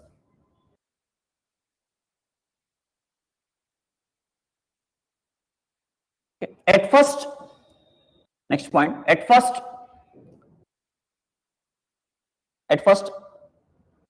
the countries followed mercantilist policies. At first, the countries followed mercantilist policies. Should I write mercantilist?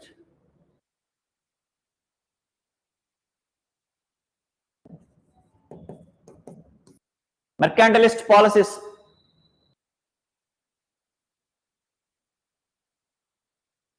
To strengthen their home economy.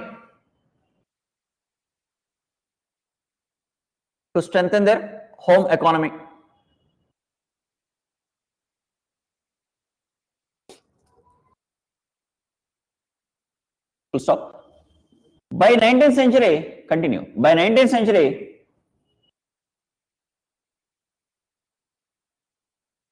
They gave up mercantilism.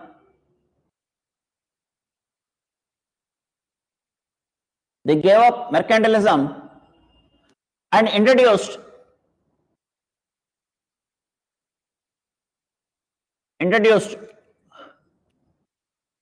free trade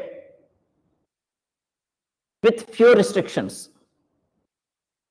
With few restrictions.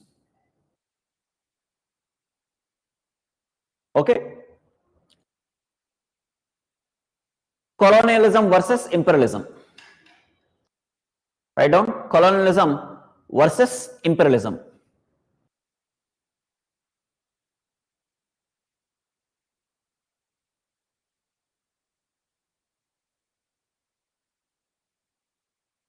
Write down.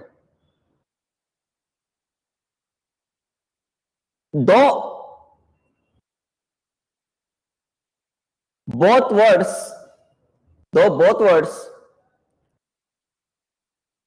underline suppression of other,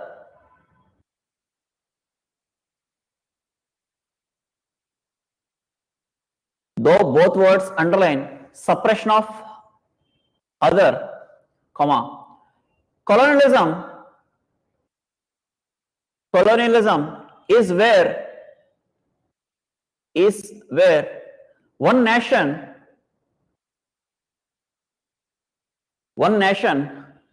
assumes control over the other, where one nation assumes control over the other,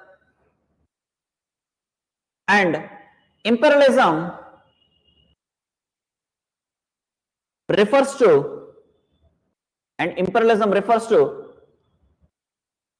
political or economic control,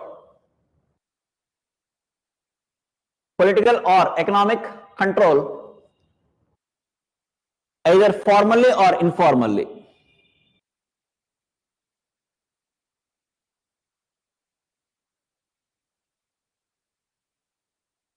Okay. Next, colonialism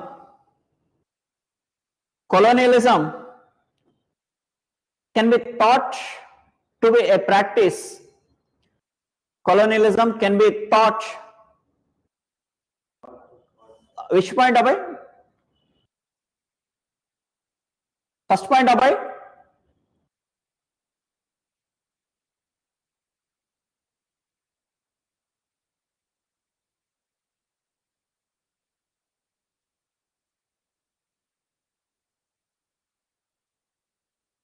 I'm repeating the first point. I started with though the words. Though the words underline suppression of the other, comma, colonialism is where one nation assumes control over the other. Where one nation assumes control over the other. And imperialism refers to political or economic control,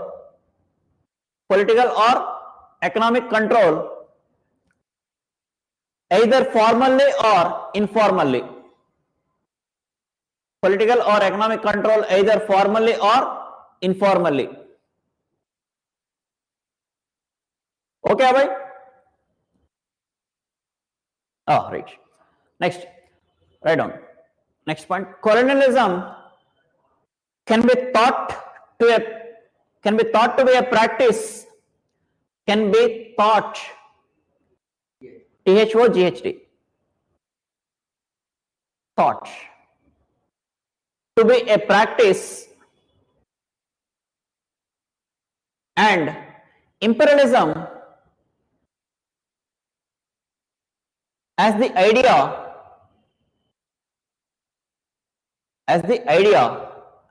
driving the practice. As the idea driving the practice. Next.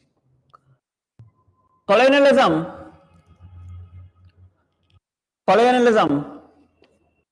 is a term where a country conquers and rules over others, conquers and rules over others, full stop. It means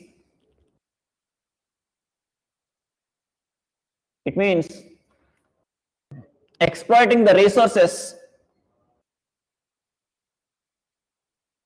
It means exploiting the resources of the conquered territory for their own benefit. For their own benefit.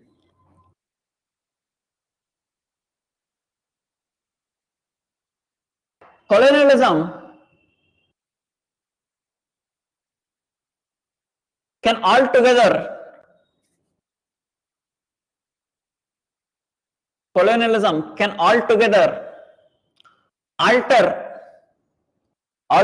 alter the social, physical and economic structure, the social, physical and economic structures of the region. Region means the colonized part. Social, economic and physical and economic structures of the region, whereas imperialism cannot. But imperialism, which also sometimes includes colonialism, which can happen. Okay.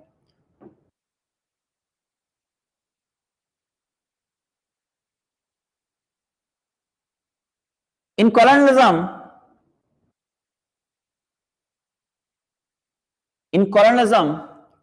one can say great movement of people. In colonialism, one can see great movement of people to a new territory,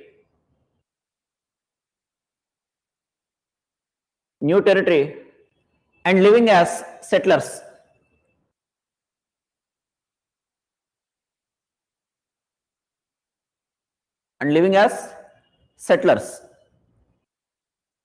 Settlers, full stop. Continue. Though they live as permanent settlers,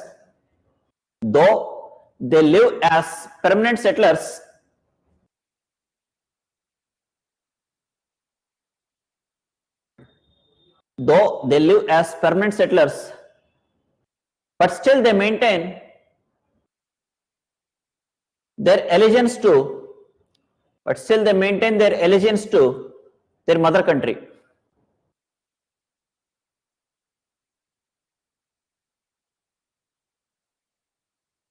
Don't get confused, don't worry. But still they maintain their allegiance to their mother country. Like the British in India. Though they settled here, but they were still, they don't consider themselves as Indians. They always consider themselves as British. Continuing that. Imperialism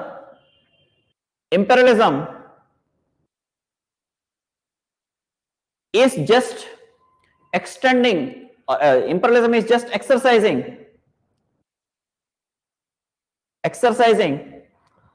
power over the conquered regions, exercising power over the conquered regions. Okay, Aryan, okay. So, no issue. Listen to the class later.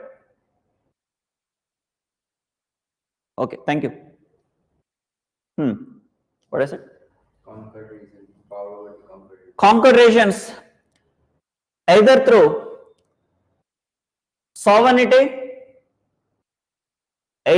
sovereignty, or other indirect mechanisms.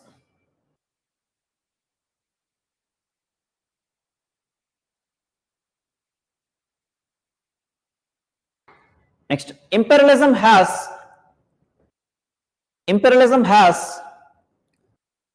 a longer history than colonialism.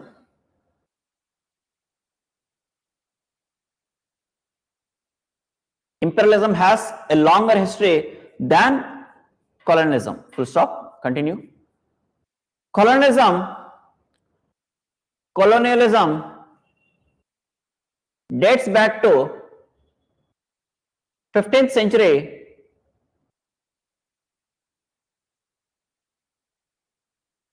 Colonialism dates back to 15th century, whereas imperialism dates back to Roman times.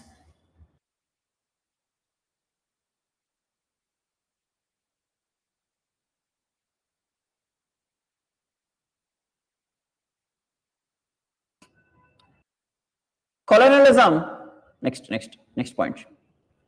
Colonialism comes from Latin word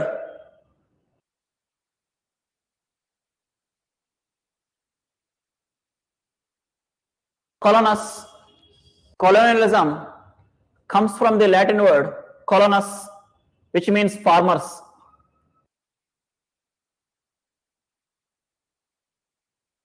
Which means farmers, full stop. Imperialism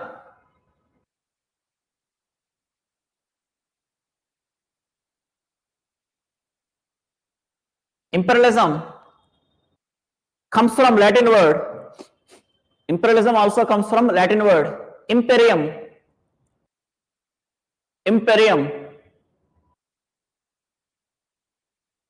Imperium, which means command. Which means command.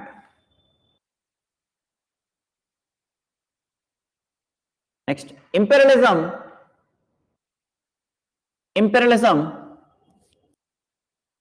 operates from the center.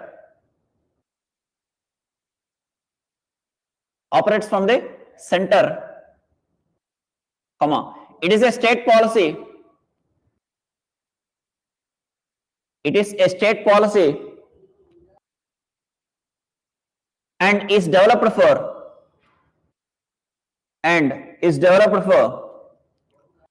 ideological as well as financial reasons.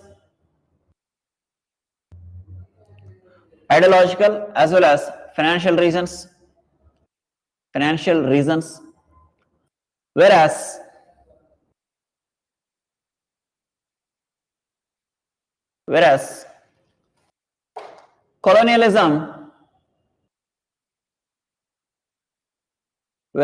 colonialism is nothing more than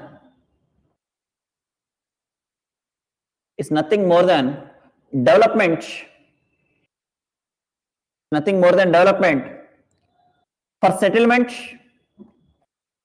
For settlement or commercial intentions.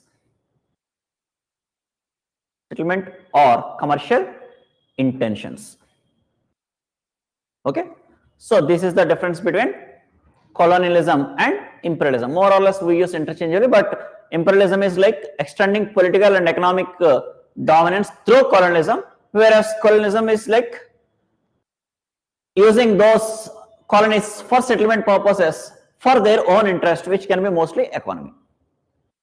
Clear? Write down.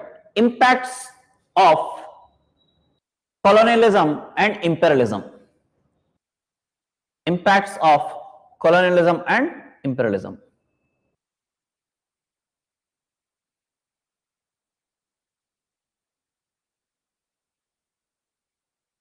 Impacts of colonialism and imperialism. Right. Political impacts. First, political impact, side heading.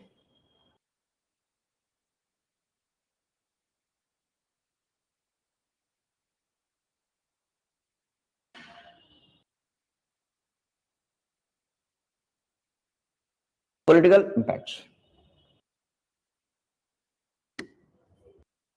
Okay, write down. It brings political unity.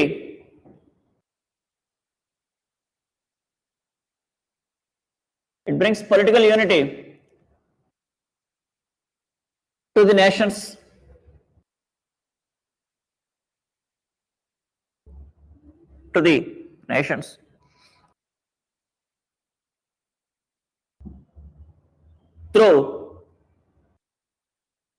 through development of transport and communication, through transport and development of transport and communication, comma, uniform administration,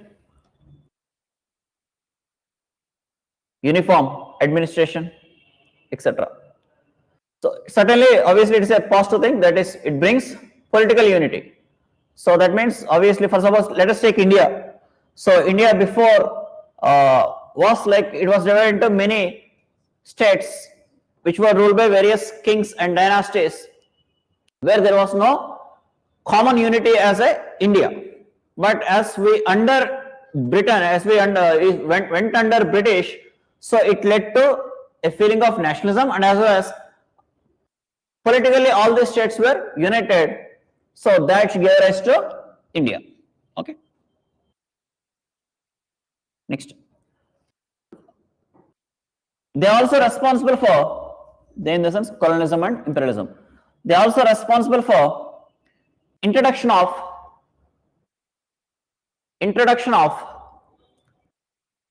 Western ideas like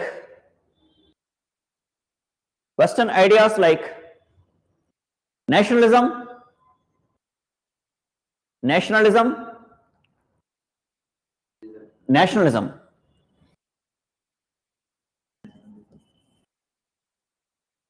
constitutionalism,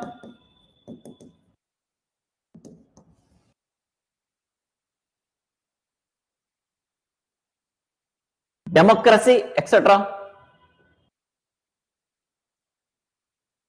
They are responsible for introduction of Western ideas like nationalism, democracy, constitutionalism, etc. to Asia and Africa.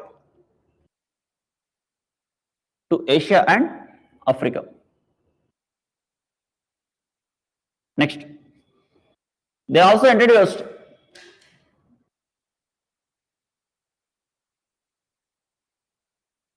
efficient system of administration in the colonies. They also introduced efficient system of administration in the colonies. Politically, more or less positive factors. Economic impact. Second side heading, economic impact.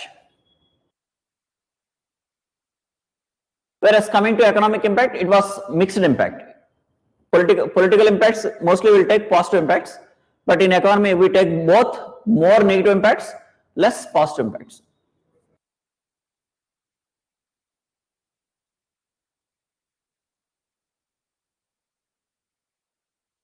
Okay. Within economic impact, again put the heading, side heading, positive impacts. Positive economic impacts.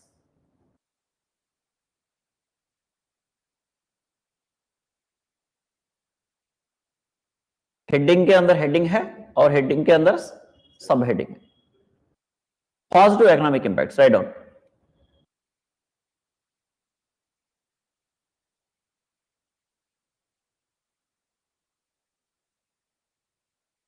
The colonial powers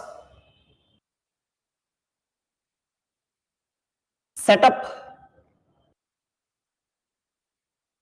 industries in the colonies,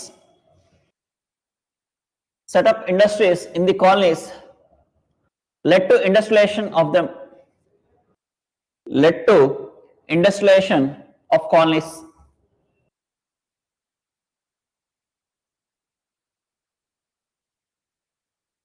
Next, the colonial powers established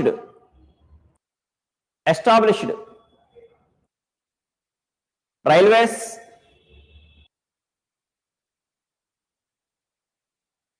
telegraph. Okay, Gastri, okay. You can leave then. Just listen to the recording class.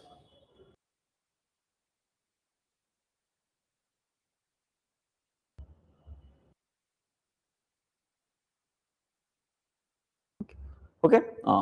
Colonial powers established railways, telegraph, banking, etc.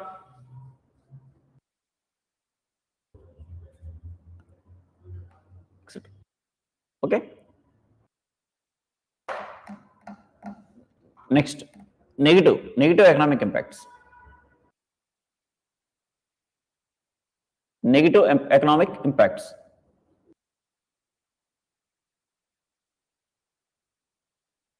Okay, write down. Colonial powers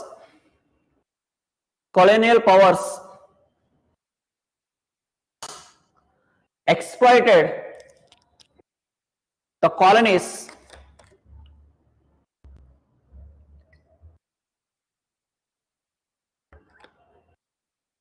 by importing raw materials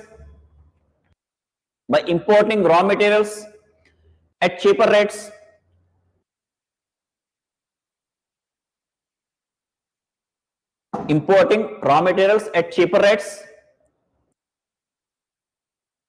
and exported finished goods at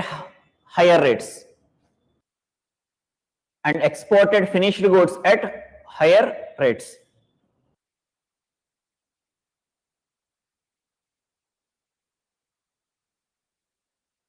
The colonial powers, they exploited the resources,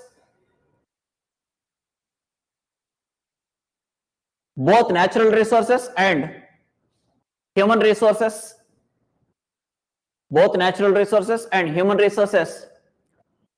for their own benefit,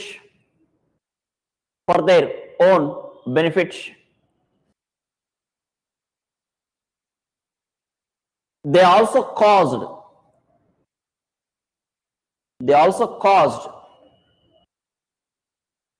deindustrialization in the colonies.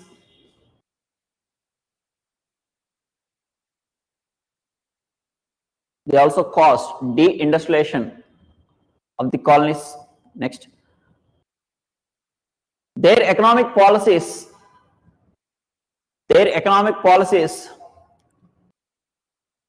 destroyed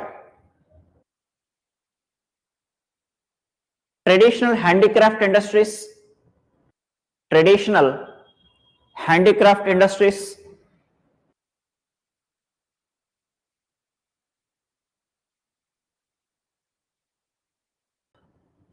They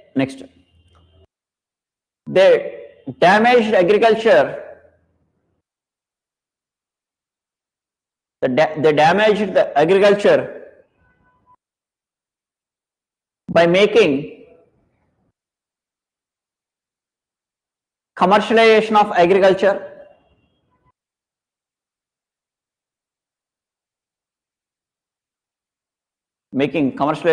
agriculture, and many more. So these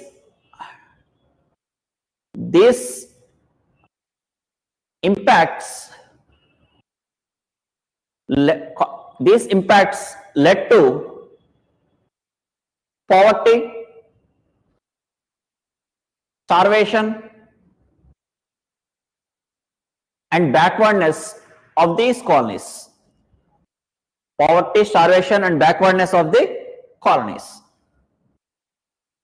Okay, clear? Next, political impact, economic impact, social and cultural impact.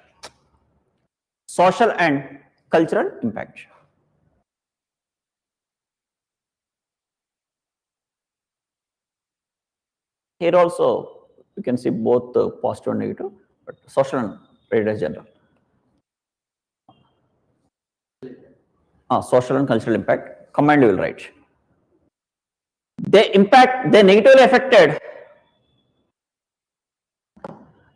negatively affected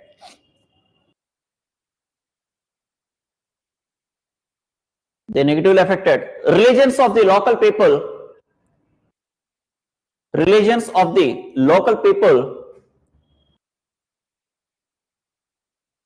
They negatively affected religions of the local people by encouraging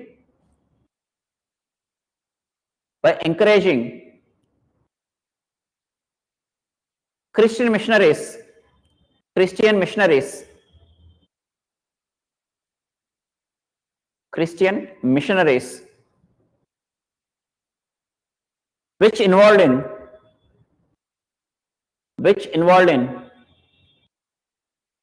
religious conversions.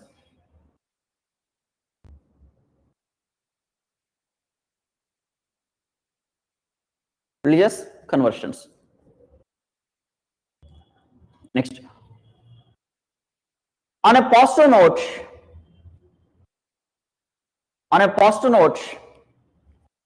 comma, these missionaries, but there is also second side, other side of the missionaries also. One side they are involved in religious conversions, but other side of the coin they are involved in social services, helping the poor, constructing hospitals, constructing educational institutions. So these are positive things, right? So missionary is not always associated with negative thing. So on a positive note, these missionaries played a major role in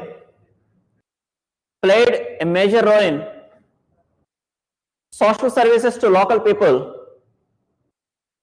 played a major role in providing social services to local people, such as schools, hospitals, colleges, dispensaries, etc. Okay. Next.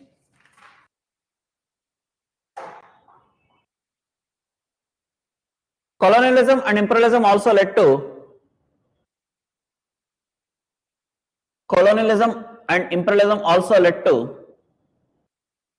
racial segregation. Racial segregation,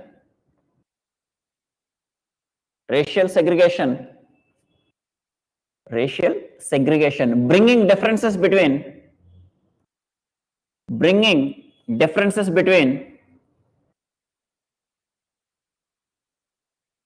white race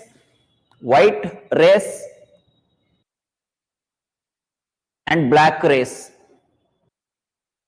Right, racial segregation. They promoted they promoted the superiority of white race, or they promoted white race as the superior of all the races, and condemned the black race. Right. So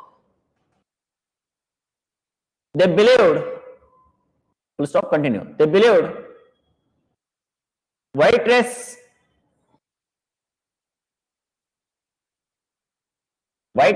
are superior to black races. Okay, this is another negative. Next, another. Imperialism and colonialism also led to rise of slavery. Imperialism and colonialism also led to rise of slavery. Okay, full stop. Continue. People from Asia and Africa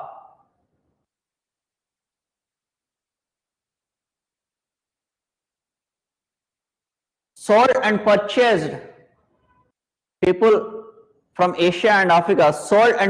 like goods,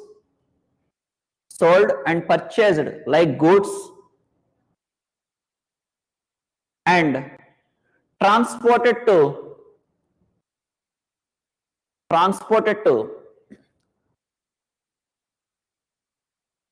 other region, especially here we're talking about from Africa to America. Okay, transported to other parts as slaves. So this entirely called as slave trade. Okay, so purchasing, selling and purchase, and as well as transportation of these slaves from one region to other region. This is entirely slave trade. Right. Next.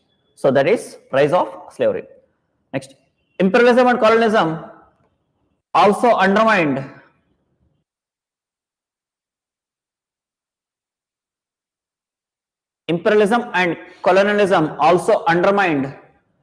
moral principles. Moral principles. Full stop. It lacked morality. It lacked morality in their policies. Especially, example, divide and rule policy in India. Morally dividing is wrong, but they used it for. Okay. So, this is about imperialism and colonialism, and the factors that led to imperialism and colonialism, and the negative and positive impacts, mostly negative impacts. Okay. And as well as the differences between colonialism and imperialism. See, in this, there is one more thing, that is neo-colonialism. So, especially neo-colonialism or neo-imperialism or neo-imperialism, both are same.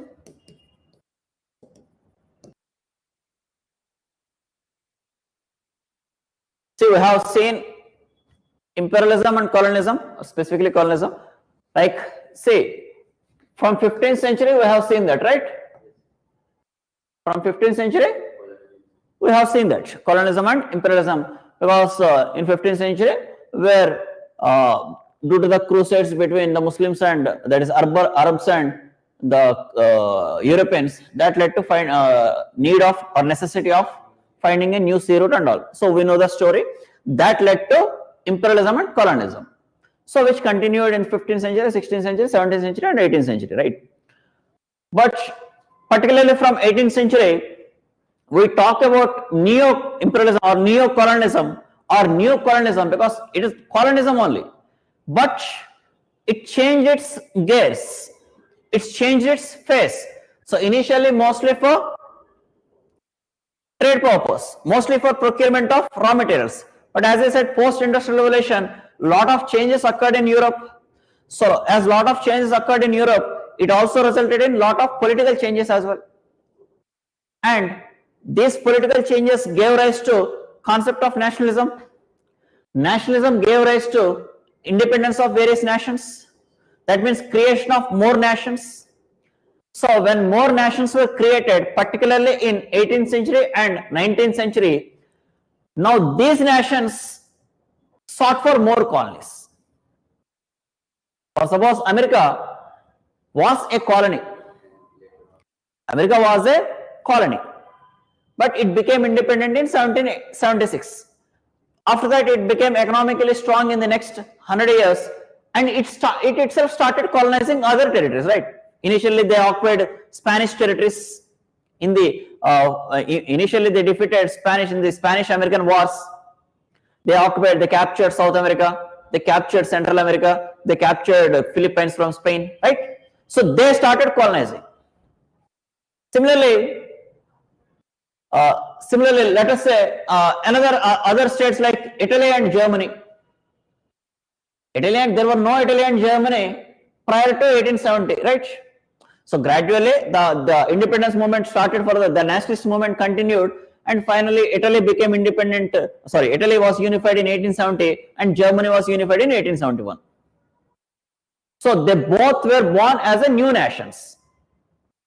Practically they were there, but as an independent nation they were born in 1870, right? So now they were also powerful in the Europe, along with France, Britain, Portugal, Spain. Now these two nations also became powerful. Who are they? Italy and Germany. Now they started acquiring colonies. So now Italy, because the other nations which already became powerful, so now Italy and Germany also sought for increasing their power. So for increasing their power, they wanted to influence other regions, so they also started colonizing various. So they started defeating or conquering the territories of other colonial powers. Like they captured some of the colonies from France, some of the colonies from Britain. So we have new entries into colonized world now. America has a new entry, Italy has a new entry, Germany has a new entry, because till now we have only Portuguese, England, Spain, Britain, France, and to some extent Austria and all. But now Italy, Germany, America, later on Japan. So those who have become economically dominant, economically powerful in this particularly second half of 19th century, they started colonizing new territories. So for this, they have to find either they have to capture the existing colonies from the other colonial powers, or they have to seek new territories. They have to seek new territories. So at that time, the new territory which was not colonized so far was Africa. Asia was colonized already. America was colonized already. Eurasia was colonized already. Southeast Asia was colonized already. What is left then? Africa. So now they started dividing dividing Africa into various small territories, and they distributed among these territories, especially France, Britain, Belgium, Germany, Italy. They all distributed these African territories among themselves and colonized this. So that's why this is called as new colonism. Topic is same, but with the entry of new powers, new colonization started, especially targeting African nations. So scramble of Africa. That's what we discuss about scramble of Africa. So for that I will do notes as well, don't worry. Okay, so this is the topic of imperialism and colonialism and their extension towards, so as per your syllabus, South Asia, Southeast Asia, South Africa, Australia and Latin America. Okay, so on other parts we have seen the impacts on. Okay, so clear?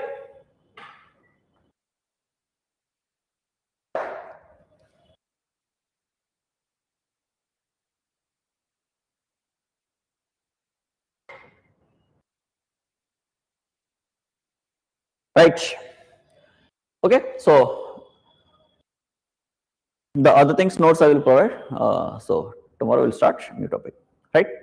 Thank you. Thank you.